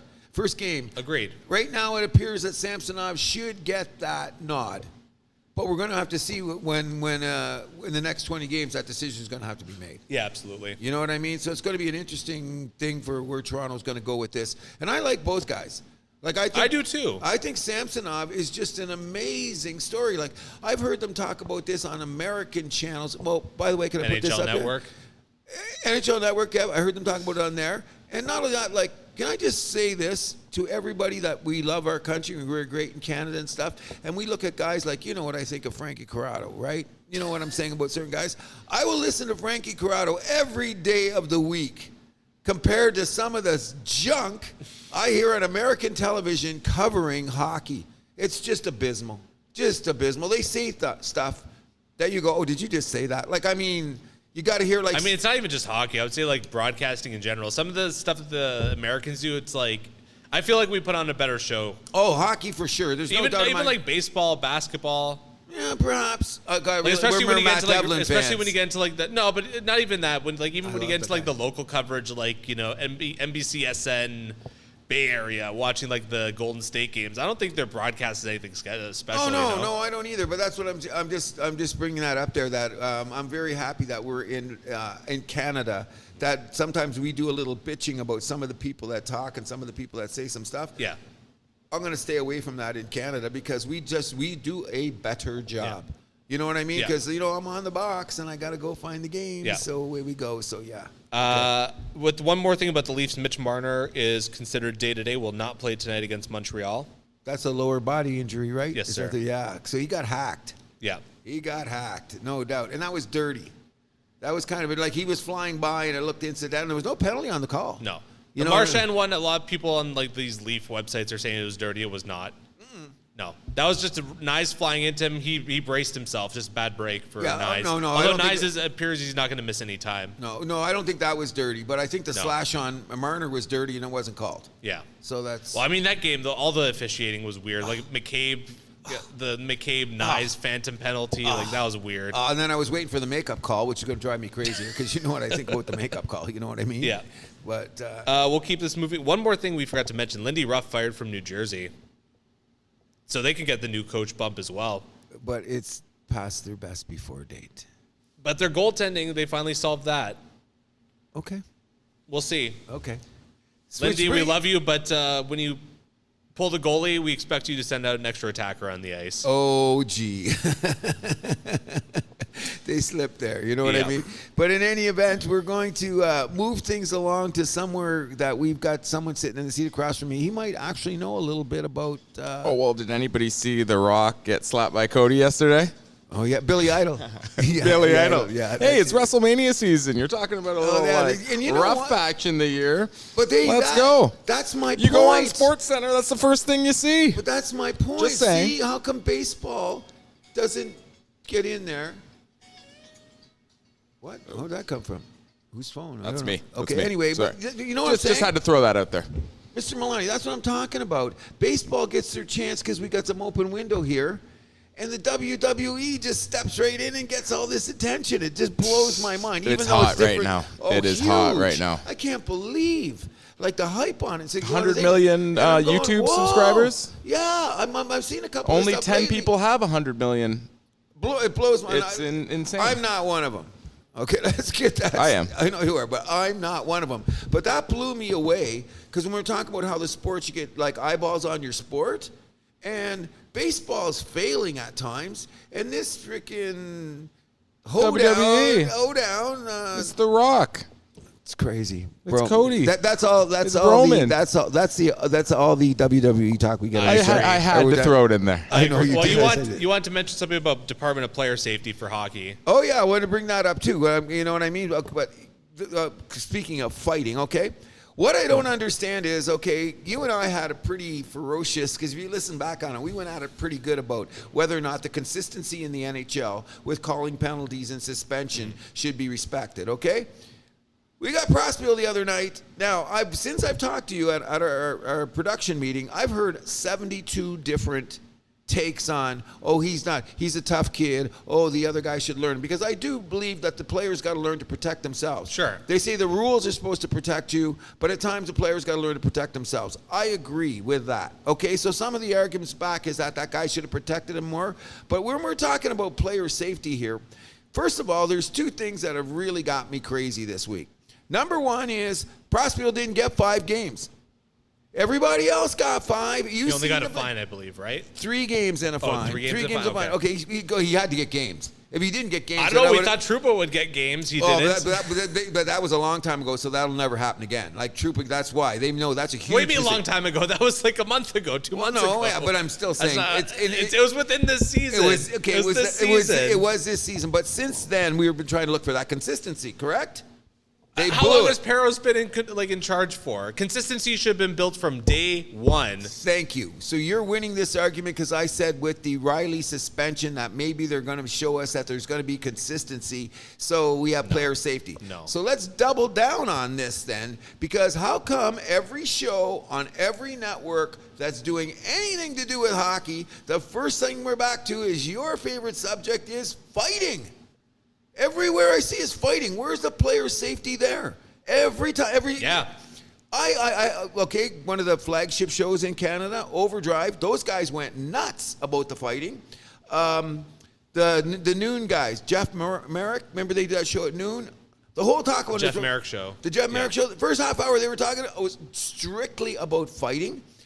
NHL Network's coming up with Empire State Building, showing his greatest hits, and I'm thinking to myself, wait a second here. You didn't give the guy 5 games when you gave everybody else 5 games, and now you're glorifying, which is the most aggressive, egregious, concussion-inducing situation Oh, you I can know. want, and everybody's happy with it. There's something that does not, to me, that throws off the balance. I 100% agree. It throws off the balance. And like I'm saying, I've said this since the beginning of time, and I will agree. I don't think they should take fighting out of hockey. I don't think you completely can, but I'll No, I stand think by you it. do. It should be a match penalty. Okay, if you want to, if you want to go there. That way you'll get rid of all the stage fights, all the nonsense. But I was disappointed last week. I didn't think Empire State Building and Reeves were going to fight. I thought that. Come on, you didn't think they were gonna fight? No, and then they had no reason till the third period came, and then everyone. Well, got there was nuts. that questionable hit, and like Reeves had to stand up for his guy. I thought it was weak, and then everybody went nuts. Like the whole, like it was pay-per-view. Oh, finally, I mean, it was a whatever fight, but Yeah, okay, but that's not my point. Yeah. My point is the glorification, the insidious desire to see insane violence. Mm-hmm. You know what I mean? And that's the problem with the world today. That's what it's looking for, and I don't get it. So in Yeah. any event, let's not get rid of the fighting, but let's get rid of the stage shit.Maybe you're right. Absolutely. The match penalty, you're starting to win me over when I think about it more and more and what we've been seeing lately. well, I appreciate that. Okay, in any event. Top power rankings. Okay, you want me to give mine first? Sure, you can go ahead. Number 5, Dallas Stars. Okay. Number 4, the New York Rangers. Number 3, back onto my list, the Boston Bruins. I hate to do that, Zach. I hate them so much. Number 2, Vancouver Canucks. And number 1, the Florida Panthers. Okay, our lists are not too dissimilar. Number 5, the Colorado Avalanche. Yep. Number 4, the Dallas Stars. Yep. Number 3, the Vancouver Canucks. Yep. Number 2, the Boston Bruins. Ooh. And number 1, the Florida Panthers. So you figure Boston's all the way back. Yeah. We both said there's something about the team that doesn't look right. But they're getting the wins. They're getting because like none of those teams at the top, they're like none of them are like really dominating right now. So I mean, I think it's a little lull in the schedule too. Agreed. The apprehension with the trade deadline, the readjustments of the lineups. Blah, like I mean, blah, blah. I had 8 teams in contention for the top 5. Yeah, So yeah. You know, and I always think that's interesting too because you know, it's a bug me when I was a kid. What expansion is does, even though it's like dummied down the game a bit. You know, one of the things that used to be when I was a kid, everybody made the playoffs. Okay, everybody made the playoffs. Yeah. 1993. Now it means like nobody makes the playoffs. well, half the teams. Yeah, and that's a generation difference, which I think makes it better because it makes it more competitive. I agree. Oh, you know what I mean? Like back in the day of like what was a 21 team league, 16 teams made the yeah. playoffs. Like that's a joke. Come on. But we'll advocate for the 1 versus 8 on another show. Going back to 1 versus 8. Absolutely. I think we should Absolutely. get I that. mean, the players want it too, so that tells you all you need and to know. Bettman's just being a schmuck. That's the owners. He represents the owners. Let's not forget. So the owners are. I heard some of the owners are starting not to like it, and one of the teams not liking Not it. enough. Toronto Not enough of Maple the Leafs. owners aren't liking it. I heard Mr. Shanahan has had some I bet you say. Carolina I bet like you said, the Carolinas, the Columbuses, those teams are keeping this around, right? Go to hell, all UC teams. All right, we'll get to our Saturday night picks. Okay, let's start. First up, Edmonton. I did good last week and won money. I won money on game Saturday night. You did one worse than me though. Well, we both picked good. You were 7 for 13. I thought I did more than that. No. Then you know what? I took my 6 winners. I took off. I won money. There you go. Okay. Go ahead. What do we got? Let's Edmonton Oilers at the Buffalo Sabres. I'm going to take the Oilers on the road. all day. The Oilers need to win because, as we were talking about, the standings are in such a position that they can't afford not to win. Yeah, I'll take the Oilers. Nashville Predators at the Columbus Blue Jackets. Predators on a roll. I'm going to take them on the road. Do you think Columbus should be allowed to have a team? I'm taking the Preds too. Yeah. Okay. Carolina Panthers. Oh my God. Carolina Hurricanes at the New Jersey Devils. I'm going to take the Hurricanes on the road. Ooh, well, I'm saying that it's going to be Josh Allen in goal tonight, and he's going to steal the show. And Jersey's I think going to win. Capo Kakinen's going to be at the start to start things off there. Does it say on our thing yet? Is it any of that the play Let's there? check Daily Faceoff. That's what I'm wondering if that's the case, but I'm taking Jersey anyway. Let me check Daily Faceoff first here, because now I'm curious. Nico Dawes actually confirmed in net. So What? So I guess yeah, I'm gonna stick with Carolina then. Are you gonna stick with no, New I'm Jersey? gonna still stay with Jersey. Okay. Because that kid knows there's guys breathing down his neck now, so he gonna play. Mm-hmm. Okay, continue.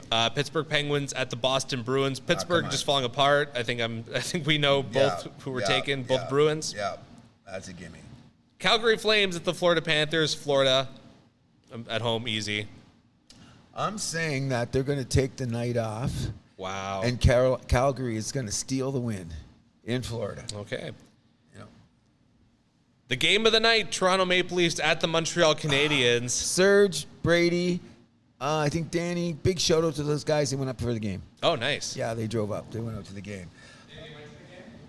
Yeah, Serge and the crew. They went up to the game. I'm looking to do that next year. Then we'll do it together. That's what we'll do. I'm going to go with my beloved Montreal Canadiens on a Saturday night. The bitch slap the poor, lethargic, have the flu Toronto Maple Leafs so they can lose one more game and you can give me the excuse, well, you know. But I'm taking the Habs too. Oh, wow. Okay. That's shocking. Even before I knew Marner was out, I just had a feeling. Oh, okay. Ottawa Senators at the San Jose Sharks. Someone's got to win this one, unfortunately. I'm just going to say the home team, San Jose. Okay, I'll go with you. No, you know what? I'm taking Ottawa. They always seem to win these games they're not supposed to in weird times. They do, so I'll take Ottawa. Even though that's a shit game, I will not be paying attention to that. Why would you? Philadelphia at Tampa Bay. I'm going to take Tampa Bay at home. Agreed. Chicago at Washington, another game that someone's got to win, unfortunately. I'm going to take Washington at home just because they're not completely washed up. Wash being the definitive word, and your boy Ovechkin's little streak is slowed down again, eh? We'll see. Well, is he going to get? He's not going to get 20 goals. He's at like 16. Is he at 16? I thought he was at 14. Okay, he'll get his 20 if he's Maybe lucky. 25. You going to go with Washington or Chicago? Washington. St. Louis Blues at the New York Rangers. Rangers at home. All day, Rangers. All day. Winnipeg Jets at the Vancouver Canucks. I'm going to take Van at home. That's the game of the night for me. I want to see really what these two. That's going to be on too, isn't it? That's a late game on Hockey Night in Canada, Yes, it right? will be. Yeah. But I was looking at the schedule. I'm going with Vancouver. I think that's a game of the night for a variety of reasons. Yes, absolutely. You know, plethora of ideas. Yeah. Detroit at Vegas. I'm going to take the Golden Knights at home. Oh, Detroit 5-game losing streak then, right? Yeah. Oh, I'm taking Vegas though. I can't see Vegas losing. They're after all the things they've done to get it together. And last but not least, Dallas Stars at the LA Kings. I'm going to take the Stars on the road. Are you? LA has not been very strong at home. They've been a good road team this season. I'm taking LA to win at night. Okay. To win tonight because it's on there. Which brings us to the other league we haven't talked about. Well, hold on. Before we get to that, there has been a trade to announce in What? the NFL. Really? There has. Jerry Jeudy traded to the Cleveland Browns for 2 late draft picks What? for a 2024 4th and a 6th. Really? He went to where? Cleveland? Cleveland Browns. That's a good pickup for Cleveland. Very good. Yeah, that's a good pickup. But that just announced now? Just announced now. And he's under contract for what, 2 more years? I'm not sure. Interesting. Okay. The house that happens. Live. Trade. NFL. Giving it On to the you. move. On the move. Most excellent. So he's a good player. He's a good very player. good player. I think he's a good player. I like yeah. Jared Jeudy. Yeah, I do too. In the NBA, Scotty Barnes likely done for the season after having surgery on his hand. We wish our boy all the best. I do too, and I just want to say one thing about the Toronto Raptors. Even though it's hard for them to miss, I think that they've structured the team in a way that if we get a good draft choice and maybe pick up a free agent, stick in there, Raptor fans, because the thing is, it looked like we were going to still try to go for the play-in, but that looks like, not so much anymore. You know what I mean? So It's unfortunate. very unfortunate. You know what I mean? But that's just the way that things go. Absolutely. You know? Karl Anthony Towns tore his meniscus out. They were originally saying indefinitely. Now they're saying about a month. Yeah. And Minnesota's going to need them because even though they're number one in the league right now, aren't they? Or they're tied with Oklahoma City. They're both there. They're going to need all of that. They are number 2 in the West. Yeah, with half a game behind. Now, here's the thing. Does either one of those teams want to play the LA Lakers in the first round? No. No, nobody does. So Who wants to play LeBron in the playoffs? Nobody. It's so weird, the drama Because the Lakers made it to the conference finals last year. I mean, they got bitch slapped by the Nuggets there, but and you know, yeah, okay, I agree with that. But it just seems weird how them and Golden State now. Golden State's got some trouble because it looks like Curry might be out a couple games. yeah, but I mean, Houston's so far back of them for that number 10 spot where I think they're going to be in that play-in no matter what. Yeah, that's what I'm saying. And you know, the networks must be just going crazy. Where's your play-in? You start off with Golden State and the Lakers. That's just insane. And then Sacramento versus Dallas, that's a pretty good game Oh, too. damn right it is too. And I think Sacramento's getting ready to rise up. The way they went into LA the other night, they burned me on another ticket. Because I had a 5-teamer and I had the Lakers to beat Sacramento, and Sacramento roughed them up. Yeah, well, I mean, the Pelicans and the Suns got to be looking behind their back. Oh, really quick, and my buddy DeAndre Fox poured in 44. Wow. I don't know if I had a top 10 players in the NBA.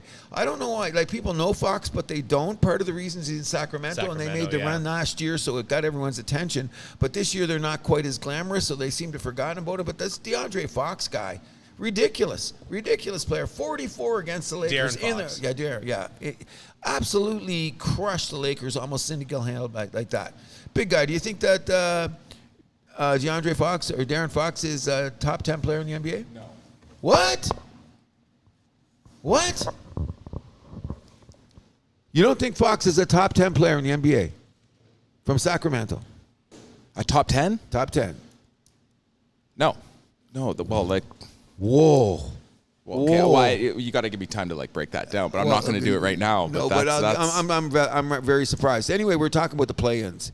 Like the networks must be freaking jumping for joy because they're going to get the the Western Western play-in, especially. What? The Western play-in. The way in play. The Western play-in is insane. Exactly, but the East is not going to matter because no one's going to care till it gets to the finals because it looks like Boston's going to be the team to beat.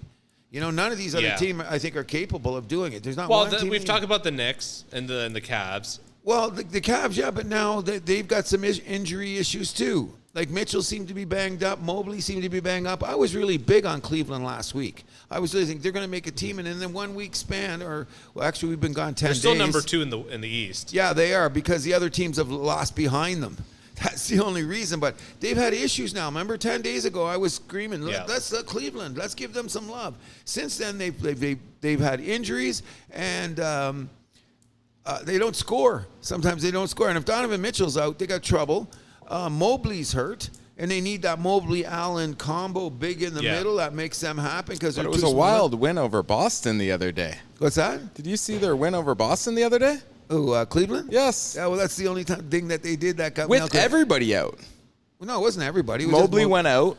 Mobley went Mitchell. out during the game, and Mitchell. But Darius Garland went up there. Is Darius Garland a top 10? If you say no, I get that. No. But I love Garland. Garland's a great player. I'm a huge fan. Yeah. Yeah, I like him a lot too. But what's gonna get us? Okay, that's gonna be crazy playing. Sure. What's the playing on the East right now? Is a bunch of junk. Yeah, Atlanta, Philly, Indiana, Chicago, Atlanta. I think Indiana will come out of there just for the sheer fact that they're going to score a lot. But Agreed. Outside of that, all those teams are garbage. And I feel sorry for Philadelphia, who look like a team that could be contending for a championship. And Embiid's not coming back this year, do you think? He says he is, but I have my doubts. I have my doubts, too. And by the time he comes back to get himself back into playing condition? Yeah, that's not looking good. No, not at all. And but what I'm saying now, like to me, when I'm watching basketball now, I'm always looking for the games from the West more than I'm looking in the East. Because it just seems to be that the Celtics are going to be the team that just goes right to the finals. It should be that way. However, One of the things I don't like about the NBA, which is driving me crazy, is this. Too much three-point shooting. And Boston does that a lot. What if they get cold? Now, I don't think they get cold for a series. You've got it. Now, here's an interesting stat, which drives me crazy. If you can shoot a certain percentage of threes and top 5 or so points in the paint, that makes you a contender. Do you know the Toronto Raptors are still like number 7 or so in points in the paint? So we're obviously got something right there. But all the other teams that have top in the paint, who are they? Sacramento, Clippers, OKC, Minnesota. Like all the teams that are, like we're talking about, that are in contention, they're going to go to the finals, all have that points in the paint, because if you're cold from the 3, what's going to happen? You're dead. Yeah. You're dead. Absolutely. You know what I mean? Like, so I don't know. I'm still not, I'm getting a little worried about the Clippers, or are they just sliding? Because they've lost a couple of games lately that I don't understand. But then again, I think they're doing some minor load management, even though Kawhi's played all these games. Of late, one game, George sits. The next game, Kawhi sat. And then the game after that, who is the third guy on their team, their big guy? Oh, the problem is, we're adjusting to too, is that Russell Westbrook got hurt. So their second unit's kind of been compromised a bit. You know what I mean? The Energizer Bunny coming off the bench. But And they're both game time decision tonight, too. Who's that? Kawhi and Paul George. Yeah, look at tonight. Or today. Yeah, that's what I'm saying. So that's why the Clippers are kind of weirding me out. Because, Zach, I was picking them to go to the finals. Like, they're one of my teams I think that could go. Because this is the year that they should be doing it. Kawhi's playing better than I've ever seen him, even better than the 2019 Raptors season. He is unbelievable. And I don't know why he's not in the MVP talk more. Not enough points. But his all-around game is just so freaking... do you hear... who calls him Kawhi Jordan? he is in the NBA or the MVP conversation. Not think so? really. He, like top 5, but like you put him as number 5. Okay, yeah, he's probably number 5. You got Jokic, you got Giannis, you got Shea, Okay. Oh yeah. and then after them 3, who are you going with? Kawhi. I'm Right? saying Kawhi in there. Oh, Jason Tatum. Tatum, yeah. Tatum should get more love, but you know what? I think that the MVP was decided in that Denver game in Boston the other night, where the Joker was good and Tatum just had a rough game, and he tried to take the ball and make it. And he made some bad shots and bad decisions. And oh, by the way, Andrew, 3-point shots. Yeah, they were bad, and because that was a great game, by the way. That Denver, if we get that in the finals. 7 games of Denver and Boston, that's going to be a great final. That's how I think it's going to shake out. You know what I mean? Because I've changed my power rankings, so to speak, and we'll find out that today. You want to get right into that then? Yeah, let's get into her. All right. Want me to just give you mine? Yeah, sure. Number 5, the aforementioned Los Angeles Clippers. Number 4, the aforementioned Minnesota Timberwolves. Number 3, with my boy Shea, OKC. Number 2, I put back up there. I had to do both teams that I hate because I had to move them on 2 different sports. But number 2 is the Boston Celtics. And my new number 1 is the Denver Nuggets. Are my number 1 team in the NBA. So our top 5, we have the same 5 teams. Okay. Number 5, the Clippers. Okay. Number 4, Minnesota. Okay. Number 3, Denver. Oh. Number 2, the Thunder.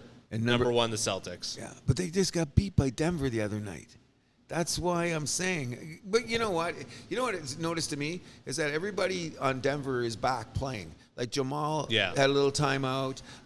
The other guard had some timeout. And they got the secret weapon, which is Aaron Gordon, who's a great player. Mm-hmm. And the Joker is the MVP probably. He's just so good. I'm loving that guy more. Every time I see that guy, the more I love him. Put him in more commercials. He's just great. I love the Joker. You know what I mean? With his horses? With his horses. Now, I think that's about all we're going to talk about the NBA. The show's been running a little long and a little erratic, but that's okay. We do our best to get here. Go ahead. One shout out I want to make is an RIP to the creator of Dragon Ball, Akira Toriyama. If you were born in the 90s, Dragon Ball was just absolutely huge. I know it was big with me and basically everyone in my generation. Did you play it, Zach? Dragon Ball? Yeah. I knew about it. Yeah, Matt played it, though, right? No. Okay. Oh, Dragon Ball? Yeah. Isn't that a TV show? It's a TV show. A TV show, whatever it is, yeah. It came out just after my time, I think. Like, it came out, what, like mid-90s? Yeah, probably around that. Around mid-90s. I didn't get into it, but I know a lot of people that are huge fans of that. It was huge. Huge. I must have missed the boat. I did too, but I was never really a big like. But I heard about guy. the guy when funny you said because he came up. There was some memorial I seen come up on him. Like he's like exonerated. Oh yeah, exonerated. Like I was the world of like manga. And yeah, anime, and all that. Yeah, because I heard that when it came up, I didn't even know who he was, and I think it was like on a 60 Minutes or a Sunday morning program. Like the Sunday morning, they gave this guy huge props. I'm going, who is the guy? He must have done something good. Yeah, because they were. He did the character design on two of my favorite video games, Dragon Quest and Chrono Trigger as well. Yeah. Just a absolutely very inspirational artist in the world of comics, manga, anime. Rest in peace. Rest in peace. You have made a huge impact on this world, sir. Yes, you have. And I was surprised. Like I said, I'm clueless on that stuff. But I think it was a Sunday morning, one of the Sunday morning shows. I think it happened like a couple days ago, so something like between then. Then maybe it was on a Dateline. Yeah. It might have been on because something the old lady was watching, and then the guy came up. So we don't watch TV together because I get nervous watching TV with my wife. She watches some shit, guys. I don't know about that, but in any event, this brings us to anything else you want to bring up before I get in the segment? No, that's it. I think we're just gonna set up my favorite segment, your favorite segment, everyone who listens to the show's favorite segment.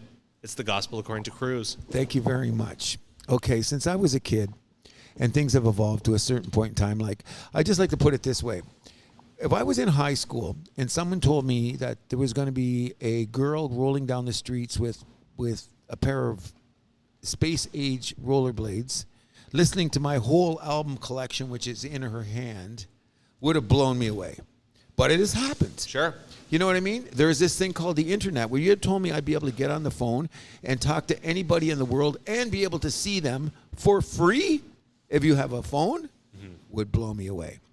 Which is telling me that technology has advanced us to a point where we should be considered a more sophisticated society, right? Okay. I don't believe that. I don't think people are as stupid as you think they are. I think they're stupider. And you know why I'm going to say that? I'm going to give you 2 words to begin you my stupidity. And you know what those 2 words are?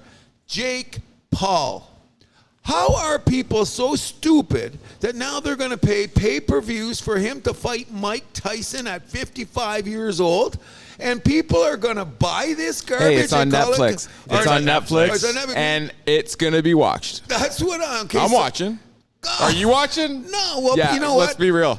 Okay, maybe I will because I just want to see that guy get knocked out in the next century. Well, look at that right there. Okay, but what I'm saying... Regardless of what it is, everybody's watching. My point being is, this is how dummied down the world has gotten. We've got technology. We can pick up a satellite in the middle of the desert. You know what? We can bring a walking stick to bring water in places where the land is dry, and we're going to watch Jake Paul fight Mike Tyson. So watch WWE, because then you know it's already that. Okay, but that's what I get. I get WWE because that's a reality show. You know what I mean? I get that. But my thing is... so is sports. Oh, sports reality show. But I mean, it's state. But what is getting me is that, don't you think, guys, that we're getting a little bit stupid when you think the biggest attraction of the year, nobody watches boxing anymore. Why? Because they want instant gratification. It's gotten so stupid. Like, you look how UFC... I don't think it's because of that. I think it's like the marketing of boxing just like fell off. Then UFC just swooped in. Okay, and I agree with that because we had this discussion about agents holding out or promoters holding out, waiting for that fight, where Dana White was smart enough to give the people the fight as soon as they wanted it, which is probably escalated that point. But that still gets back to my point. I'm going to start watching UFC when they give them clubs. It's the instant gratification of dummying down society that really irritates me. So when I seen this Jake Paul against Mike Tyson stuff, I went, oh my God, is this for real? But it's going to be, and like you guys are saying, Netflix bought it. I shouldn't say pay-per-view, which makes it even crazier because that's guaranteed money no matter what. I will give Jake Paul this. This guy is a master manipulator.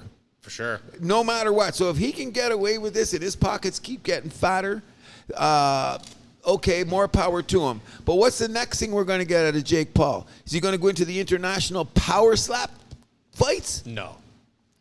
That'll be next, and we'll see it on pay-per-view. Did Tyson bite Holyfield's ear? Yeah. No, I know he did. Before Jake Paul was born? There you go. That's a good line. Like, let's look at that. That's an interesting way to get to the end of our show. But wait, is that true? Did he play? I want to check that out. It's close. If 27 years is 1997, that's what Jake Paul is, right? Okay. Jake Paul's 27, so... Maybe Tyson shoot Close, up right around there. Oh, that's insane. Now just make me maybe not want to watch it. Oh, you're going to watch it. We'll see. I'm going to watch it. Are you? Yeah, Are you going to it'll watch be it? background Maybe. TV. That's a summer I feel day. like everyone has Netflix. Everyone's got Netflix, Yeah. you know what I mean? And so Netflix paid them mad money. Of course. Like, I wonder what the money is. I wonder because we'll never know because we won't have the pay-per-view bites because it's just on Netflix. But Netflix. Yeah, but if they get huge ratings, they're going to put that out there. Oh, of course they're going to put it out there because Netflix doesn't throw money out for nothing. Exactly. They're a huge entertainment monopoly. Do they do a lot of live things though on They're Netflix? business. They are. They're Because they Yeah. had that tennis exhibition between was it Nadal and Alcaraz? Yeah, they had that too. Yeah. And who? No, that was on a different network when they promoted that stupid pickleball thing between Agassi and McEnroe. I don't know. I didn't even hear about that one. In any event, the crux of the biscuit, and I want people to understand, is this: technology has not made us any smarter. Technology has only made us faster, quicker, so we can get to things that we want to do without wasting time, which is now spilled over into sports in the fact that people want instant gratification everywhere they go. That's why we have UFC. That's why we have power slapping and all the things that yeah, but Power Slap isn't catching on here. We've talked about this. Oh, I before. hope it never does. It won't. The ratings are shit. That's good because that's the human beings at their lowest level. I just don't understand that. So in any It makes event, sense in like places like Russia where all you got is snow and drinking, you know? yeah, then I can get it. And one more vodka, one more slap. Yeah. Okay, I get it. It's probably invented there, you know, Yeah, for all yeah, I know. exactly, But it was. in any event, I'm just saying I think it's sad in our society that in my lifetime we've seen technology take us this far, and I believe in some respects it's actually dummied society down. I don't think that's true. I think saying it's just like technology makes us smarter or dumber, either way, that's a fallacy. Well, I'm going to look at it this way. When we have the new AI coming out, we're going to have more disasters in the making. That's what I believe. The recent crazy-ass pictures they created of Taylor Swift is Exhibit A. But like, how is that going to say like? How is that going to like relate to like downfall of like society or anything like that? No, what I'm saying is that people are dummying down on it, so they're going to be able to start believing this stuff. So where's the truth going to come? Where's like when you're going to go on now? Okay, but those AI pictures, those don't look real. Like I hope they don't. I they just look think, real and they don't. Like there's always some like thing in there where like a blemish, it looks off. Yeah. a blemish. Okay, But, yeah. But the people that are making these are scumbags. That's what I'm getting at. Like I'm saying that somewhere in our world, technology's got it to the point where it's like something we're having a failure. That's what I'm getting at. Where it gets to the point where Netflix is going to buy an event like that, and if you don't think What's the failure though? I don't understand. The failures in this way is when somebody gets online to their computer and they go to Mother Parker's and they say, "We've got control of your computer system. If you don't give us $200,000 right now, we're going to collapse your system." That's what's going on in our real world because technology that was supposed to bring us here has taken us here. And I'm So saying you're talking about what, phishing scams? No, I'm talking. That's what you're talking about. Is That's a phishing phishing is? scam. What do you mean by phishing? Like when so it's like whatever, like you step on a website, whatever, you click on a website, and it's like, oh, give us this money because of this. That's a phishing scam. No, You don't do security training at work? Not anymore. I don't want to because I'm retired. No, but I'm telling you, Mother Parker's didn't I tell you about this? No. They got ransomed. This is a real deal. Like we had to go by paper for 24 hours because what they did is they didn't pay the ransom. What they did is they completely shut the computer down in Dallas and in Toronto. They shut the computer right down and built it from the day up. It took them 72 hours, and I heard like about $100,000 in extra IT guys for 3 days, but they revamped their system. So my point is this: for all the great things that are happening in technology, there's too many bad things that are coming out of it. And Well, that's anything that's going to be a double-edged sword, though. It's to me, it's getting worse every day because people are looking for those things, and that was my point of. Yeah, but that's up. just anything in history, though. Saying this is an exclusive problem to technology, that's a complete fallacy. Oh, I don't know, man. Give it 5 years. 100%. Give it 5 years when you're going to be watching all sports on Netflix. Oh, I'm not Or convinced by something that, like but, Netflix. But big guy, here's my point. My point is this: technology's been amazing. Okay, look at your phone. Look what we can do. Look what we've got in front of us. I'm going on. What I'm saying is, I'm disappointed how all of this stuff has led to other things being so great, like the Netflix bringing us Jake Paul and Mike Tyson. It's insane. The slap biting thing, insane. Like, why? Like, I don't understand some UFC stuff. And how many times you turn on your phone, or you go to Facebook or Instagram, and the little reels I disagree beside that it- this is a problem about technology, though. I think that this is just like Humans? people in marketing just looking for like that next big thing. Wow.